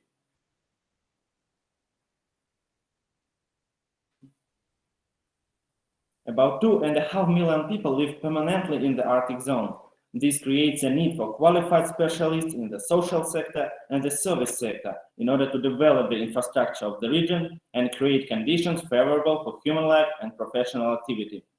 Already at present, there is a shortage of personnel in a number of the most popular specialties and areas of training, which will only increase in the future when Arctic projects really unfold. In this regard, there is a question of organizing personal training for the Arctic. According to the decree of the President of the Russian Federation, dated May 2nd, 2014, number 296, on the land territories of the Arctic zone of the Russian Federation, the territory of the Russian Arctic zone includes 8 northern regions of the country, among which 4 regions are fully attributed to its territories and others partly. The Russian Arctic zone is characterized by a certain educational potential, including due to the functioning of a network of universities. Universities have a significant impact on the socio-economic development of the territory. The decisive factor in this influence is the improvement of the quality of human capital in the Arctic territory where the university is located. That regions, which are part of the Russian Arctic zone, as Murmansk and Arkhangelsk regions, as well as the Yamalo-Nenets Autonomous District, are characterized by the most extensive network of universities and branches. The Ministry of Education and Science of the Russian Federation, as part of the implementation of a set of measures aimed at providing subjects of the Russian Arctic zone with labor resources in accordance with the needs of the economy until 2020, has formed a forecast of the need of the economy for personnel with secondary and higher vocational education in territories of the Russian Arctic zone. The annual additional need of the economy in personnel is the value of the annual increment of qualified personnel to the current number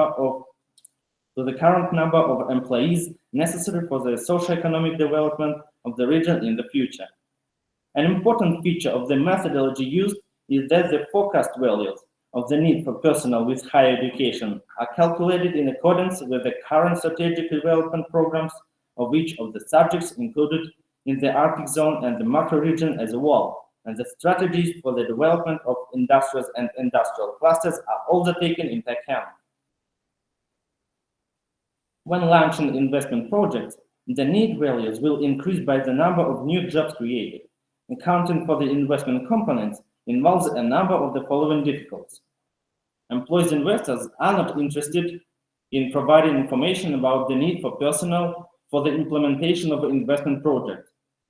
The parent companies implementing individual investment projects for the Russian Arctic zone are located outside the Russian Arctic zone. Lists of investment projects are constantly being adjusted in connection with the crisis phenomenon in the economy of the Russian Federation. The AAN forecast was agreed with the regional executive authorities of 8 regions of the Russian Arctic zone.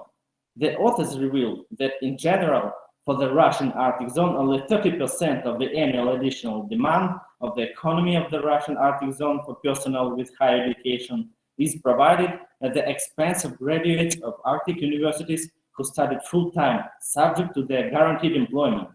If we take into account graduates of universities of other forms of education who, as a rule, are already employed in the economy, the potential of the higher education system of the territories of the Russian Arctic zone provides, on average, about 65% of the personal needs of the macro region. According to graduate employment monitoring data, in most of the Arctic regions, more than 40% of the employed graduates are graduates of universities in other regions. One of the important incentives for the return of graduates who have completed their studies, as well as for attracting university graduates from other regions to northern regions, is a higher salary level compared to other subjects of the Russian Federation. Thus, in the current conditions, the importance of interregional cooperation between the Arctic zone and subarctic territories increases for the purpose of target training of scarce personnel in specialties, areas of higher education for which insufficient training is conducted in the territories of the Russian Arctic zone or is absent altogether. This leads to the involvement of not only Arctic universities in the training of personnel for the Arctic, but also universities in other regions, which is becoming more and more relevant every year. Thank you for your attention. Any questions, please? No questions. Thank you. And the next speakers are Ratir Natalia and Kirsanov Ivan Dmitrievich. Please.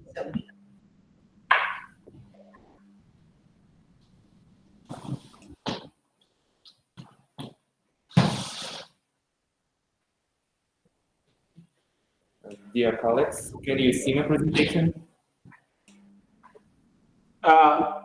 Share your screen. Okay.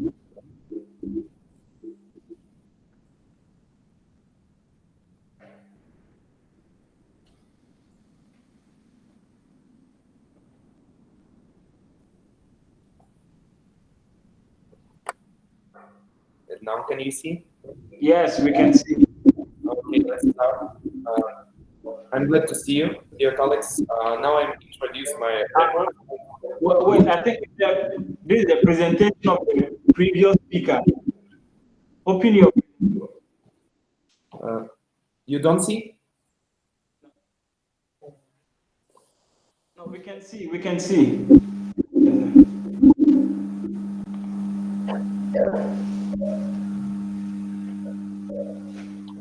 Okay. Now I will introduce my report on the topic HR provision in the development of the Arctic territories, the role of USTU. USTU is one of the largest multidisciplinary technical universities in the European north of the country, the flagship university of Gazprom. USTU is a member of the National Scientific and Educational Innovative and Technological Consortium of higher educational institutions of mineral resources and fuel and energy complexes. The advantages of the VFU-USTU for training specialists are the adaptation of educational programs to work in the northern conditions, similar topics of scientific research, including those related to the specifics of the northern territories. In addition, the availability of internships and internships for students of the VFU-USTU in the Arctic zone of Russia. It can be noted that currently in the Arctic zone of Russia, there is a renaissance of working professions. Their share in the final list is 70–80%. Indeed, according to Rostrud, in 2017, more than 60% of all vacancies announced by employers to state employment services in the subject of the Arctic zone of the Russian Federation were in the professions of skilled workers and specialists of an average skill level. This trend is also confirmed by the results of studies on forecasting the prospective annual additional staffing needs of the economy of the Arctic zone. The need for personnel with higher education is estimated at the level of 6–8,000 people annually, and with secondary vocational education at the level of 25,000 people. The need for workers is traditionally covered by graduates of the system of secondary vocational education and training or retraining of citizens and the system of additional professional education. This fact does not detract from the role of a highly qualified personnel base for the successful development of the Arctic. This requirement is determined by the science intensity of almost the entire spectrum of economic activity. Today, the Arctic needs competent managers and leaders who must have scientific, technical, and economic and psychological potential, engineering and economic knowledge. The qualities of a traditional manager and research scientist. There is a shortage of such very rare professions as oceanologists, permafrost specialists, cryologists, the absence of which does not allow solving urgent problems of the Arctic territories.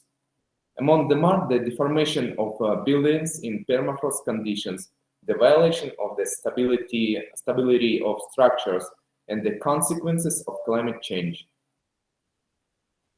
Taking into account the medical and biological problems of human adaptation in the north, which do not allow quickly adapting to harsh natural and climatic conditions, the main and unique value of the Arctic regions is the local youth. Therefore, in ensuring the development of the Arctic regions, the focus is primarily on young people at the most mobile, creative social group, ready to overcome difficulties, learn new things, and focus on promising career growth. In order to stimulate your interest in Arctic professions, it is important to implement the following measures within the framework of university development programs. Programs for developing the human resources potential of the regions, primarily to overcome structural imbalances in the training of personnel of the Arctic zone of the Russian Federation.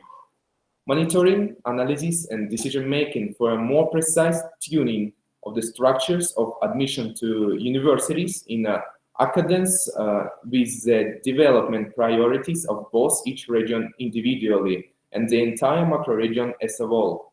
Establishing close contacts with the leading employers of the regions who could correctly translate the personal order according to the levels of education, according to the areas or specialties of training. Development and the coordination of a single scenario for the development of the region to ensure a single information field for decision-making by executive authorities, education organizations, employers, and citizens. Timely informing all interest users about the past, present, and future of the labor market in an understandable and accessible form. The use of tools for visually informing applicants and graduates about their professions in demand in the region in the format of professionograms and employment barometers. Dear colleagues, that's all I want to tell you, and thank you for your attention.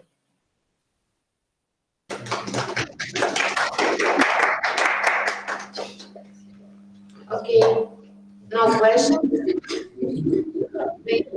Please, the next speaker is Lavlyuk Maxim Evgenievich. Please.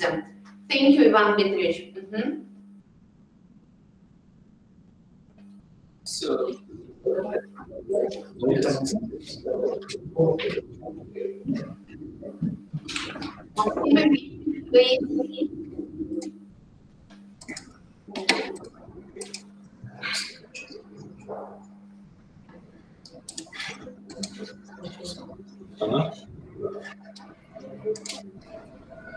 can you see the picture? Yes, yes. Yes. United Arab Emirates is an economic miracle we all know about. How many people know that before oil was found in the country? It was one of the poorest and most backward in the world. Thanks to oil incomes, it made a breakthrough that no one in the world has had done before. The UAE was a state. The UAE as a state was formed only in 1971 when 7 Emirates united within one country. Today, Emirates looks like Hong Kong and New York, and in terms of well-being of life, the country is on a par with the leading world power. At first glance, it may seem that Russia and the United Arab Emirates are two completely different and unrelated states. However, these countries have a lot in common. To begin, they have quite strong and importantly long-term diplomatic relations. Such relations were born at the end of 1971, after which embassies were successfully opened in both countries. In terms of oil reserves, our countries are almost on the same level, with the UAE having only about 1 billion tons less than in the Russian Federation. Why is Russia lagging behind the UAE in terms of the population of living standard? For example, the Arab Emirates is about the size of 2 Moscow regions. Accordingly, the population of our countries cannot be compared. In addition to diplomatic relations, Russia and the United Arab Emirates also have economic relations. Our country cooperates with the UAE in the field of high technology, long-term investments and energy, which has already made a significant contribution to the stabilization of oil prices. In general, Russian-Emirati relations are focused on trade and economic cooperation. Our two countries have a lot to learn from each other, especially with regard to the oil industry and the economy of the state as a whole. However, there is a question: how much cooperation has been developed between Russian universities and the United Arab Emirates universities? If we studied this question, we would come to the conclusion that there is not enough work has been done here. To begin this,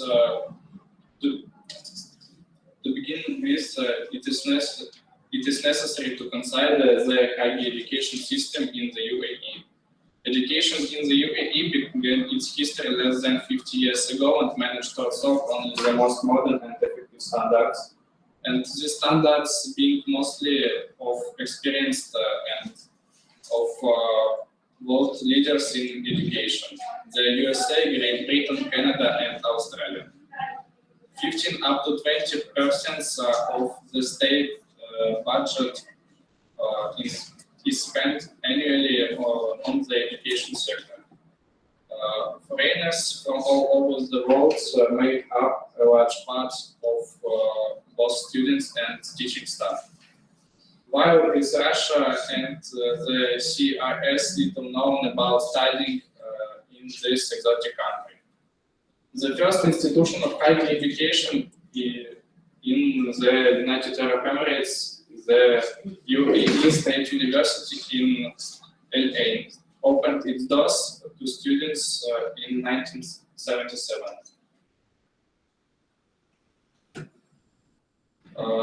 Currently, a large number of different universities, institutes, and colleges offer students to get higher education in a huge number of specialties.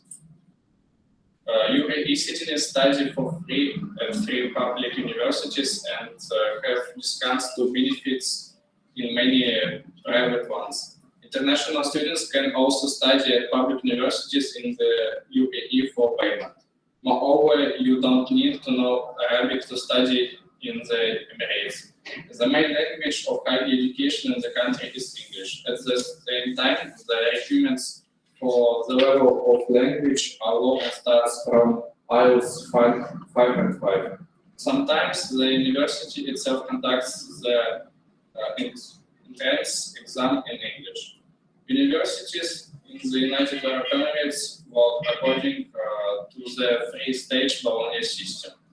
Education at the first stage, bachelor's degree. At the University of the UAE usually lasts 4 years. Master's degree programs are more often research-oriented. Studying at the university at the stage lasts 1 up to 2 years.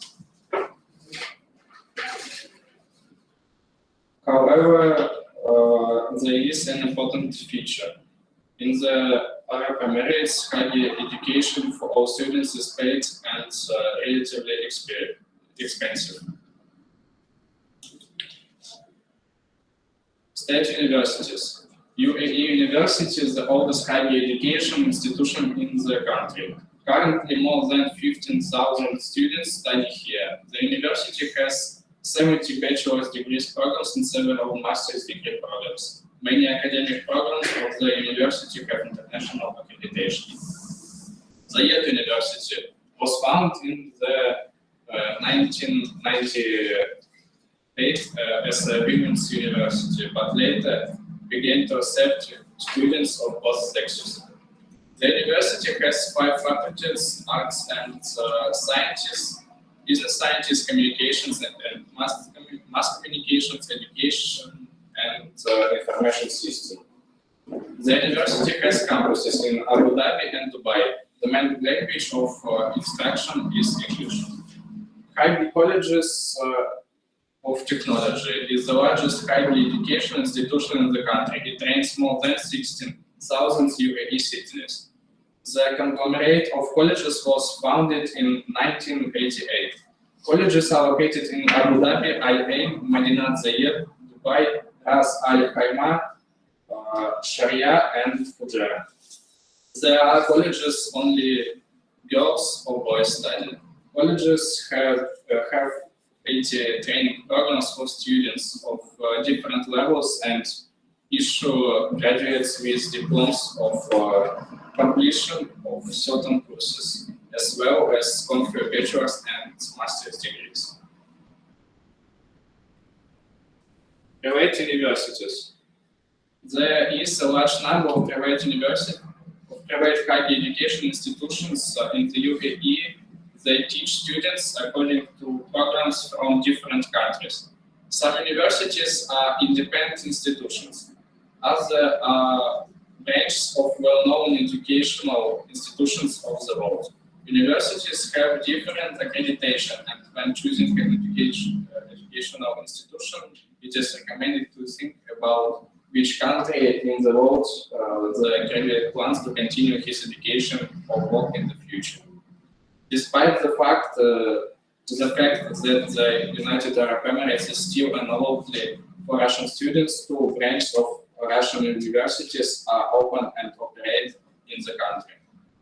The first, a branch of the St. Petersburg State University of Engineering and Economics located in the Knowledge Village CEZ in Dubai. The second, a branch of the Moscow Financial and Industrial University Synergy, located in the Jumeirah Lakes Towers area in Dubai. The branch of the St. Petersburg State University of Engineering and Economics is one of the oldest and largest higher educational institutions in Russia in the field of engineering and economics education.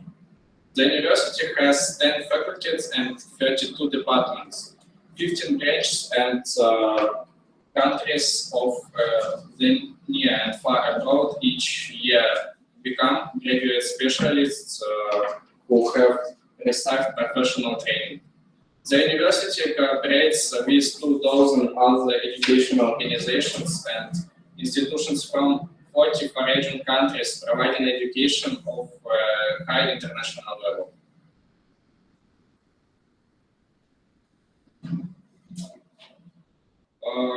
In the UAE, the representative office of Injicon is located in the center of Dubai, not far from Dubai Airport and the city center. In the Al Khai building, office number 403. Here he's studying at the correspondence department of the Faculty of Tourism and Hotel Management into specialized Economic and Management at the Enterprise of Tourism and Hotel Management and Social Cultural Service and Tourism. Classes are the representative office are conducted in Russian, for example. So, in other words, Russians can study there as well, because that is expansion and diversification of, or rather accommodating other students, students from Russia and from other different parts of the world. And lectures usually are given by teachers with academic degrees and specialized training. In other words, they train their teachers to give higher and quality education. Students are provided with a methodological and teaching aids. In other words, the students are aided, they're helped to study. And in the evening, teachers organize the necessary consultations. It is worthy noting that an agreement on scientific and technical cooperation in educational, scientific and innovative activities has been signed between Lomonosov Moscow State University School and the Masada Institute of Science and Technology in Dubai, in Abu Dhabi. In addition, a Russian international school has been operating in Dubai since 1996, conducting classes of Russian study programs to develop. Therefore, what conclusion can be drawn from all of the above? To what extent is it necessary to develop international cooperation within the framework of the exchange between universities and universities of Russia and the United Arab Emirates? It's necessary, absolutely necessary. What is being done at the moment, as you can notice, is very little. It is quite difficult for a Russian applicant to enroll in a United Arab Emirates university, and most importantly, it is expensive for most of the Russians to afford to pay for them. At the same time, Russian students could gain such valuable and necessary knowledge in many areas if they interact with universities from this country, from the United Arab Emirates. Firstly, we are talking about high technologies. It is not secret that the United Arab Emirates is among the leading countries in this direction. There is also quite a few topics for bilateral study in the oil and gas industry. Returning to the question of the economic miracle of the United Arab Emirates, we have a lot to learn in this field of social security. For our part, Russia has also come a long way and achieved not small results. A lot of things can be seen on how many graduates, how many people have degrees in Russia, hold degrees, a bachelor's degree in Russia, for example, and how many, for example, hold higher education like master's degrees, and a lot of scientists in Russia. And as you can see, it's evident when you look at statistics. Our scientists have something to share with the students from the United Arab Emirates. Another direction that is developing very successfully in both countries, as you can see by statistics. That's all. Is there any question?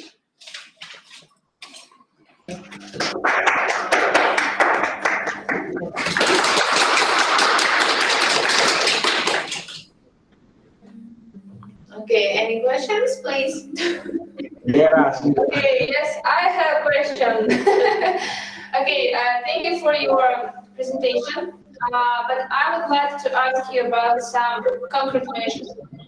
So, how is it possible to start the cooperation between OSTU and, for example, Arab Emirates universities? And Sorry, can you repeat the question and louder? Excuse me? Can you repeat the question and louder a bit? Because I can't get you. Okay, I will sit closer. Okay, so how is it possible to start the cooperation between, for example, OSTU and universities in Arab Emirates? It is very good examples, and your universities that you find is very good, but when we faced with real experience of communication and cooperation with other universities, it's a real problem. So I would like to ask about recommendation and steps, maybe, from what should we start for cooperation with these universities? Firstly, what I think is that the universities need to develop a certain mechanism that will ensure that we collaborate to become in communication with other universities, to develop a certain relationship or to develop certain ties that will ensure that we are in communication, whereby we can have students exchanges. That's where it would start. That's my opinion. In other words, when they send their students and our students, not just students, even the staff themselves, teachers and lecturers can travel to the United Arab Emirates and learn from there. I don't know if I answered your question or not. I don't know if I understood it correctly. Okay, yeah. Maybe I'll add a little bit to the answer. I think, to my opinion, OGTU should, not only OGTU, and the university they want to partner with should come up with programs and projects that will. Yeah. that will incorporate everybody. Even partner with UGTU, whereby UGTU will win and universities in Yes, yes, of course. And nowadays we say about competitiveness of regional university, for example, USU, and it is very important for our regional university because, okay, of course, we are the motherland of Russian oil, but it is a problem when we really faced with universities that are maybe not interested in cooperation with our university because we don't have enough structure, we don't have enough, I don't know, money for development, and that's why it's a real problem. That's why I would like just a recommendation because we work in international department, and it is really important for us to hear and to listen to your opinion about this problem because it is other view and it is important for us. That's why it's just exchange of our mind. Okay. Thank you. I would say maybe the government has to be involved in allocating funds, not much, but that funds that will ensure that there is actually cooperation between the students here in order to train. If they train teachers from the United Arab Emirates, they learn their trade from there, they can stop funding. For a start, the government should get involved. After it gets involved, we learn that system from there, and then we come here and implement it in this country. That's my opinion. I don't know. Okay, thank you so much. Thank you. Okay. Welcome. Okay, thank you very much. And the next speakers are Abbas Hussein Abbas and Polikova Irina Konstantinovna, please.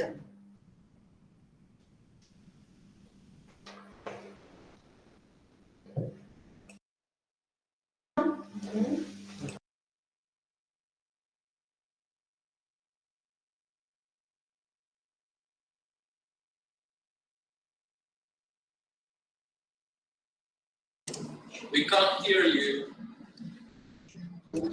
No, you just continue with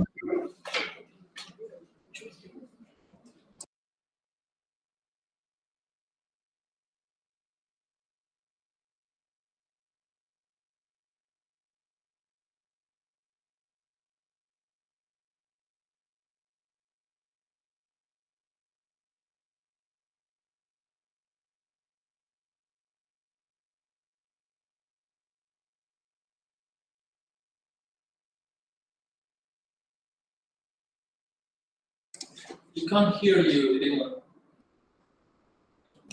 Something with the... Can you hear me? Yes, yes. Yes, we can hear you.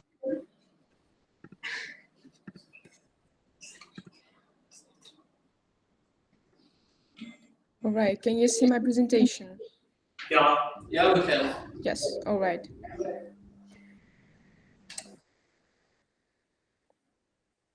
So, dear colleagues, let me present a report on the topic Current Problems for University Interns in the Oil and Gas Industry. Today, oil and gas industry is the basis of the Russian Federation economy.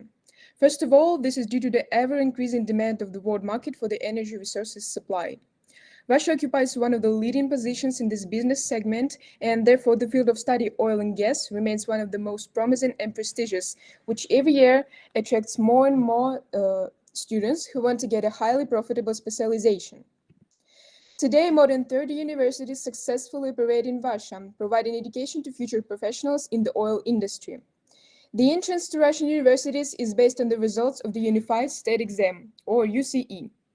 This article shows the issues of objectivity and relevance of this entrance form in higher education professional programs in general, and the oil and gas programs in particular.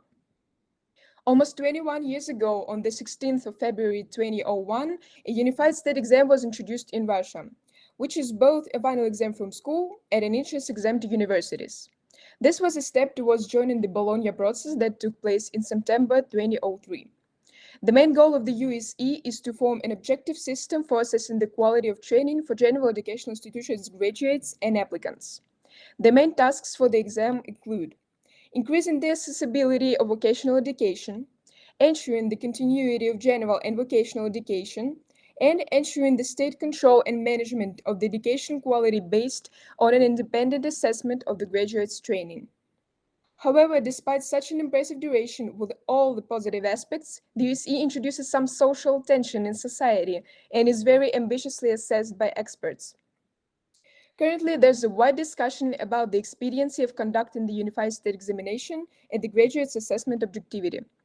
At the same time, there's a sensitive issue of its impact on the psycho-emotional health of teenagers. In the course of sociological research, scientists identify positive arguments in favor of conducting the USE, such as elimination of corruption and arbitrariness in universities' interns, document submission simplification for the school's graduates that are geographically located at a considerable distance from the desired university, and expansion of the information technologies use in the education system and the formation of a single informational educational space. In publications, there's a wider range of positive arguments, such as improving the education quality and the objectivity of assessing the students' knowledge and abilities. But this can be argued because of the emotional state of young people during the preparation for the exam and its immediate delivery that undergoes a significant deterioration. There are also the opposite of the above, and as practice shows, they negatively affect the psycho-emotional development of a person. These tasks do not contribute the ability to reason, generalize knowledge, especially in the humanities. In preparing for the exam, students are oriented towards constant memorization instead of a full-fledged study of the subject, which is replaced by preparation for the exam and the constant implementation of the previous year's UC options. This approach does not allow identifying the knowledge and skills necessary for the applicant to choose a further specialty. Moreover, the forced preparation for an exam in such a format negatively affects psychological preparation, which can lead to a distortion of the professional orientation vector. There are medical statistics of psycho-emotional disorders in teenagers, including those leading to suicide due to passing the Unified State Examination. It suggests that the lottery, which will give an excellent win in the absence of a school curriculum deep study, must be transformed into a process that demonstrates systemic knowledge and competences of applicants that will help them to be competitive in the labor market in the future. The goals set initially during the introduction of the Unified State Exam have long ceased to be effective. The elimination of corruption is replaced by the cost of tutors, additional classes, and other forced training. The simplification of the document submission is also not observed. Firstly, the Unified State Exam results are not the only criterion for the selection to the bachelor's degree programs. And secondly, the Unified State Exam introduction did not affect the abundance of document flow in any education system in any manner. The expansion of the information technologies used in this case can only be carried out together with a modernization for the USE preparation program and the introduction of a competency-based approach that has definitely nothing to do with the psychological pressure on school children that can be observed today. Furthermore, the information technology used must be implemented along with the modernization of the skills and competences of authorized persons and educators in the IT field. The inefficiency of using IT technologies in the education system exists due to two factors: the crudeness and incompleteness of the IT product, due to the cost savings or other factors, and the competences and skills lack of the people who work with implemented IT product. Thus, we reach the conclusion about the insufficient development level for both the technological component and the human factor. Of course, these are not the only goals pursued by scientists and authorities in the UC implementation. However, this is enough to draw a logical conclusion that various reforms of the education system, as well as the introduction of any new elements into it, will show their inefficiency in most cases, if sufficient attention is not paid to the introduced elements' quality, both technological and social. Let's look at the USC effectiveness on the example of the knowledge required to obtain a profession related to the oil and gas industry. Mathematics, physics, chemistry, information and communication technologies are the main school subjects that form the basis for this profession. The statistics of expelled students for academic debt, as well as for their own free will after the first year due to the learning difficulties, confirms the fact that a non-objective and poor quality selection was carried out at the stage of entrance the training. Even the additional entrance tests do not solve this problem. Interviews are held after the UC rating and often show applicants' superficial knowledge. However, the university needs to enroll for the first course. Moreover, many oil and gas graduates cannot find a job due to the low level of competencies. In many respects, the transition from a systemic approach to a competency-based approach that is new for Russian education also plays a negative role here. The development and formation of this approach can be observed today in Europe and the USA. The development of a competency-oriented system will make it possible to determine the range of knowledge and practical skills necessary for a specialist in his own industry. So today, modern scientists, teachers, and practitioners are discussing the issues of improving the applicants' level in general, as well as the universities that produce specialists for the oil and gas industry. First of all, it is necessary to pay attention to the quality of the elements being introduced into the education system as a whole. The lack of competences and technological progress at least slows down the development of the system, and at the most, it negatively affects both the acquired knowledge and skills and the psychological state of students in educational institutions. Besides, there's nothing innovative in nature with a non-acceptance trend of the individual approach, as well as the generalizing all of the existing processes into a single system. There's only a reluctance to understand certain situations. Also, if we talk about the formation of the applicant's stable skills and qualities that will serve as the foundation for his future specialty, it is necessary to do one or the other. Either to transform the existing system and reduce the level of psychological and moral pressure on the student, often compared by personal goals of teachers, or to look at developed countries and implement some elements from the foreign education system. In this case, we're talking about the introduction of the gap year practice, which successfully exists in Western countries and allows future specialists to gain some more time in order to obtain an experience and to form some kind of the aspirations and goals. This is an integral part of career guidance work. Definitely, the implementation of this phenomenon, new and strange to the post-Soviet space, must be correctly calculated, taking into account the post-Soviet mentality and based on numerous sociological studies. However, it would be much more efficient to incur the cost of global research and upgrade the system for the better than to have incompetent specialists in the state who learn only because of the threat of the army or the insistence of the family. Thank you for your attention.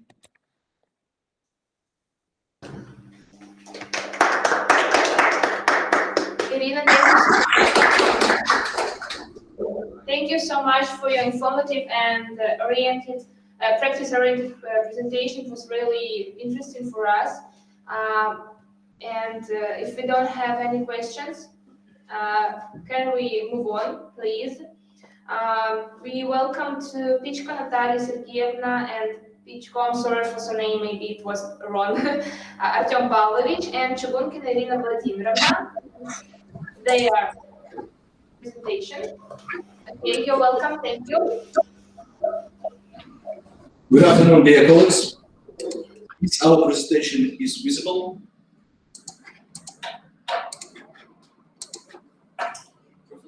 Do you hear me? Yeah. Is my presentation is visible? Could you answer us? Is it visible? He's asking, is it visible? Can you see it? Yes, we can see. We can see. Continue. Okay, my report reads as follows: practical training of field education students in an oil and gas industry. The experience of USTU Usinsk branch.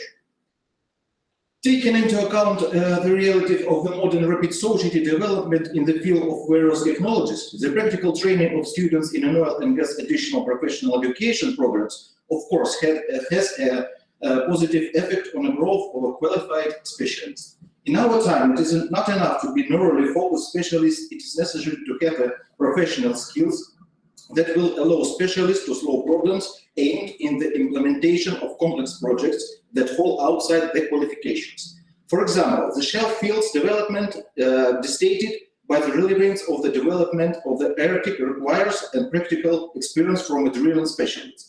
It should be noted that the test rate is often ahead of the enterprise in terms of providing highly qualified personnel. The problem realized to the storage of personnel with the necessary qualifications in Russia is active, and it will around about 3 million people without measuring being taken by the end of the 2030.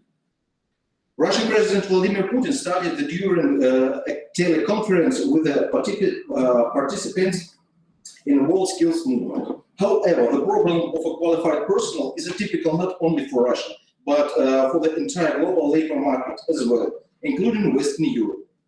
The Ukta State Technical University Usinsk branch has gained extensive experience within further education for the retaining of specialists is accordance with the requirements of enterprises. The experience of USTU Usinsk Branch Training Center is providing training conditions as close as possible to production should be mentioned. Taking into account of the exciting shortage of highly qualified personnel in a local labor market in such areas of local economic activity, the main strategic partners of USTU Usinsk branch is meeting decision activists, drilling, engineering, oil treatment, construction, joint decision to create a training center on a basis of USTU Usinsk branch was made in 2011. The training center began its activities in January. As a part of USTU Usinsk branch, according to the action plan for the transfer of local economic training center function to the Ukta State Technical University.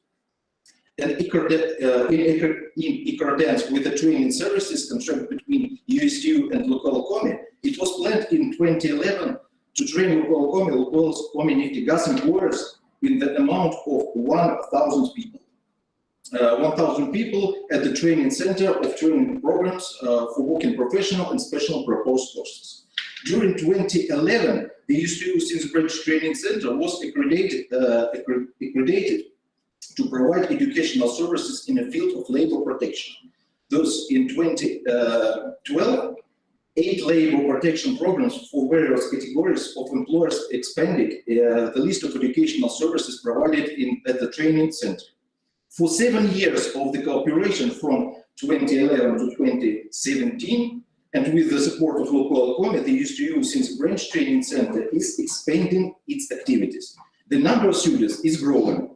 The range of educational services provided by the training center is expanding as well. So, by the decision of the organization heads, the training center expands the geography of its activities in 2013 and begin to train employers of the Lukoil Severneftegas in Myanmar and replace the Lukoil Komi. For the 2014, the Lukoil Komi management set the task to organize a new type of activity, advanced training courses for the Lukoil Komi engineering and technical staff.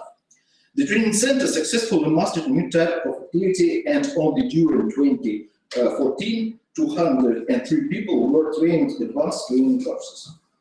In 2015, at the request of Lukoil Komi, for the first time, the training center organized courses through networking, attracting resources from the organizations.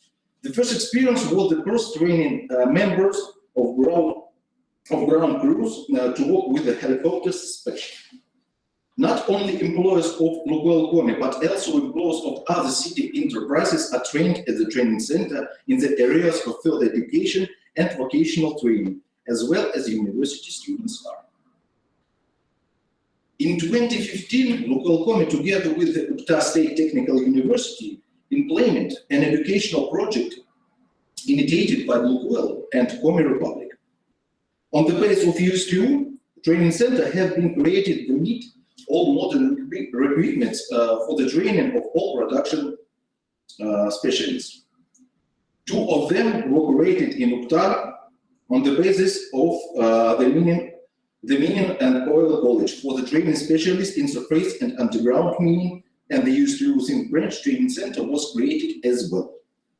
Training center allowed solving the problems of forming an individual safety culture, improving the professional skills of workers and engineering staff, motivating the younger generation to choose professions in the oil and gas industry. The training ground was built on the territory of the training center, which is a real oil production facility. According to the technology chain, modern oil field equipment was installed in the training ground, which makes it possible to reproduce the process of production, preparation, and pumping of oil in the real lifetime system. The training ground is equipped with automatic sensors and synchronized with a 3D simulator installed in a computer classroom.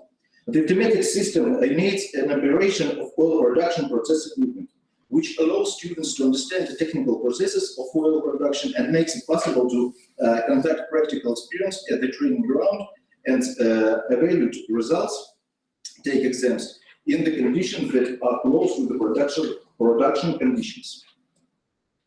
The technological process begins with the first 3 wells that simulate process of oil and gas production.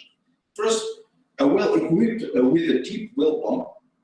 The second, the well equipped with electric centrifugal pump. And the third, well with a flowing method of the oil production. There is no liquid in the wells. However, the use of automated system makes it possible to influence the reading of instrumentation by performing an action corresponding to the order of the technological process. In 2016, another ground has been built in training center territory. It performs the functions of eliminating gas, oil, and water modifications. At this ground, major repairs of wells are simulated, the necessary equipment is installed, a well with a depth of 200 meters is drilled. Gas and oil production is simulated by fountain of water spilled to the working area by pump. In real conditions, training center students work out the skills for the prevention of elimination of gas and oil occurrences. An integral part of training center are its 3 computer classes, which allows achieving high results and mastering knowledge. Oil and gas production classroom, oil preparation and transportation classroom, well maintained and renovation classroom. Thus, a year had passed Science Training Center Foundation to the analysis of results allows up to state the following. Those 93 programs on working professional and 44 programs of target courses were updated through the introduction of educational practice and training sessions. Special programs were developed for the training employees of Lukoil Komi in 5 popular professions during 2015-2017. At the same time, advanced training programs continue to be activity developed. Therefore, 138 advanced training programs have been developed in an eliminated and training center from 2014 to 2020. Every day, students of the branch reserve a working profession as a part of higher education and secondary education in a training center ground. Similarly, the city residents have an opportunity to be trained in the training center. Along with training under the vocation training programs and programs of educational professional education, there are other types of cooperation between US2U Sin's branch and all Lukoil Komi employment in the training center.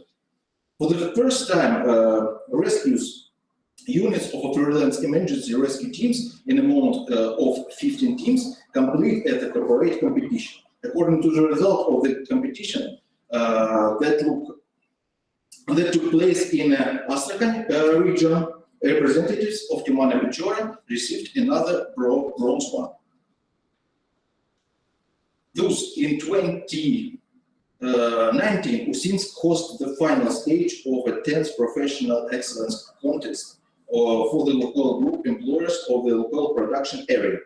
Production competitions were held at the site of Lukoil oil field and the US2U Usins branch training center. 46 Lukoil oil production structural divisions representatives from the various regions of Russia and Uzbekistan took part in a competition. Employees of Lukoil Komi became winners in 6 of 8 nominations. Thus, an attempt of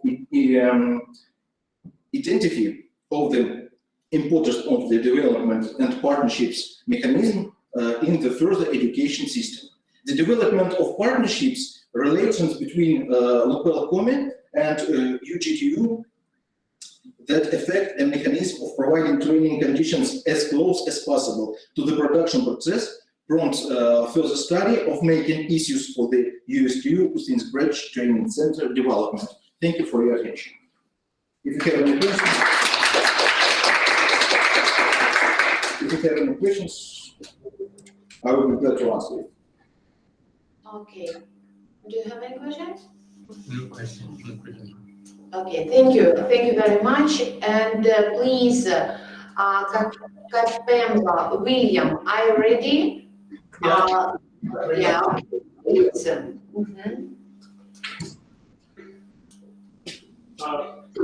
Ladies and gents, allow me to read my report on the impact of COVID-19 on the international cooperation between companies and universities in the oil and gas industry. This is a new problem, as we all know, because it was never there before the COVID-19 surfaced. The study is original in its approach to the subject from the global point of view, but because it analyzes studies from different countries. The study identifies key variables to determine the impact of COVID-19 on international student mobility and cooperation between the oil and gas and education sector for future research. The approval and promotion of the brand of the university, of the university's international recognition of diplomas, improving the quality of education, ensuring academic mobility of students and teaching staff are an integral part of the elements of a successful realization of an international cooperation during the pandemic or in general in a crisis. This includes prestige and additional sources of income for both the university and the country at large. Academic mobility is most of all an important aspect for both academic and work experience for both students and staff.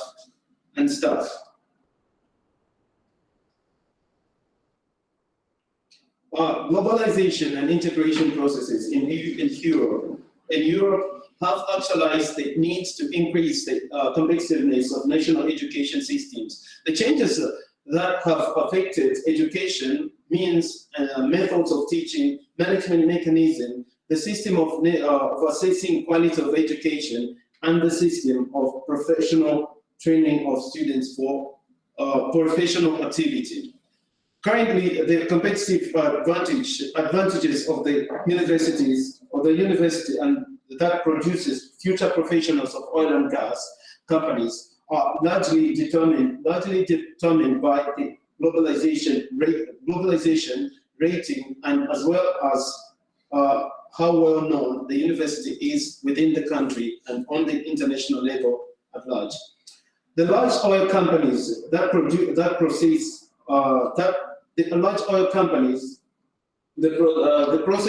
process of globalization make it urgent to increase their competitiveness through diversification, attraction of financial resources, reduction of production costs through the production of standardized products and economies of scale, using closer business ties with other enterprises and banks to create business networks. However, for the company to be able to attain the goals that it has set, it needs to have professionals of high quality, efficiency, experience in the oil and gas industry.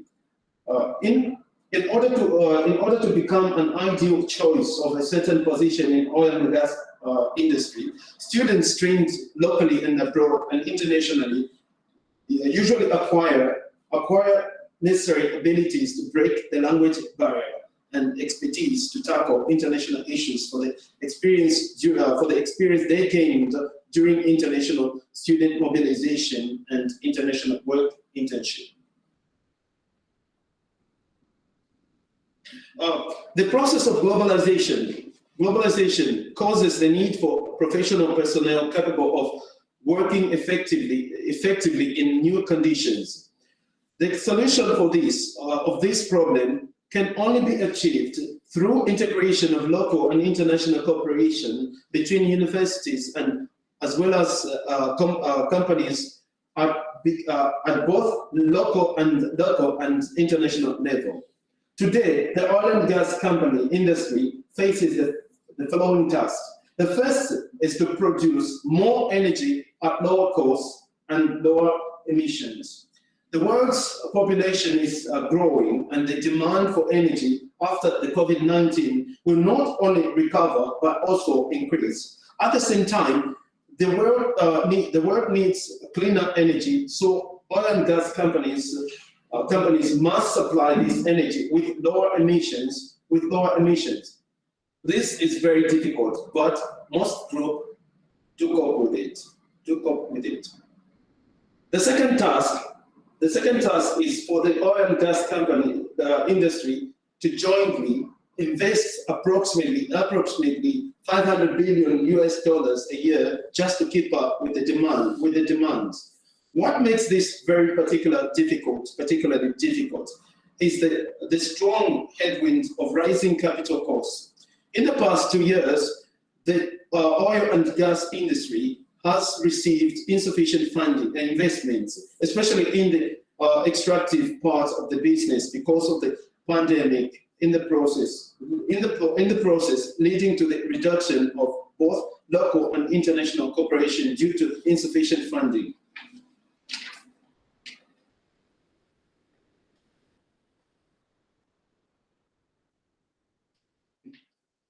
So what trends will we see in the next 12 to 24 months? This is very clear. Oil and gas companies will continue to reduce costs, reduce carbon dioxide emissions, and reduce risks by integrating technology for practical purposes, and hence reducing costs to train students who are future professionals. Cost reduction requires a relentless drive to improve efficiency in all aspects of the value chain. Therefore, affecting the international cooperation that exists between oil and gas companies and universities.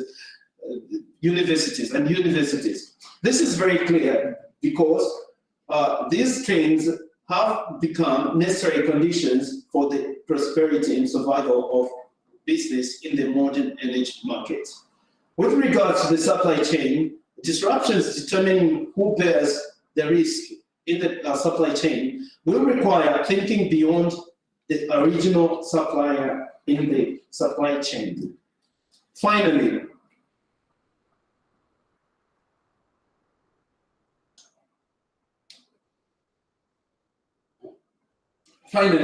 in addition to all the complex skills required to meet the challenges outlined above, oil and gas companies will need to continue developing the tools, communications, collaborations, innovative skills that will educate and young and future professionals for the unseen and unpredictable future. One of the sectors that has suffered the most is the transport and travel industry. Due to closed borders and quarantine measures, traveling is almost impossible, as we all know. Both the aviation and tourism industries have stopped, therefore affecting the demand for oil and gas consumption, and in the process affecting the cooperation between companies and universities. Nevertheless, if proper measures are put in place to support traveling, the transport industry will in turn increase funding in the oil and gas sector, and therefore increasing support to international cooperation between companies and universities. To achieve these goals, companies and universities must use international technology that will achieve key goals in both education and job creation. In some ways, further development and successive use of soft skills are the hardest part of all, but they are essential for success. Given the impact of the pandemic situation on the mobility of international students and higher education, the authors must suggest that policymakers develop new higher education protocols and teaching models that will support key issues such as cooperation, economic, social, healthy education, and equality in the long term and not short term. Higher education institutions have been able to develop creative and innovative solutions for both education and communication during the pandemic process. So consequences, universities, students that who cannot travel abroad, attend lectures and educational programs in different countries through the means that we universities and companies would come together and develop in the long-term process. That's all.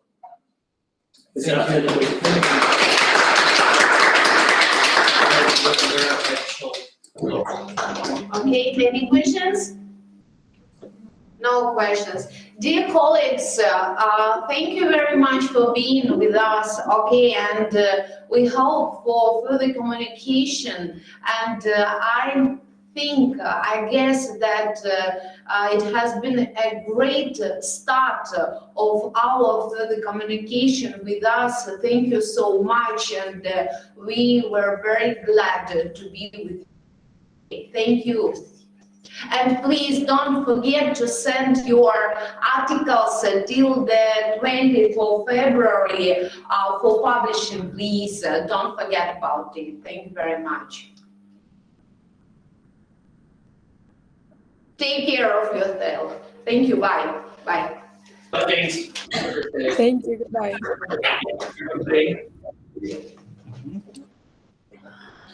Все.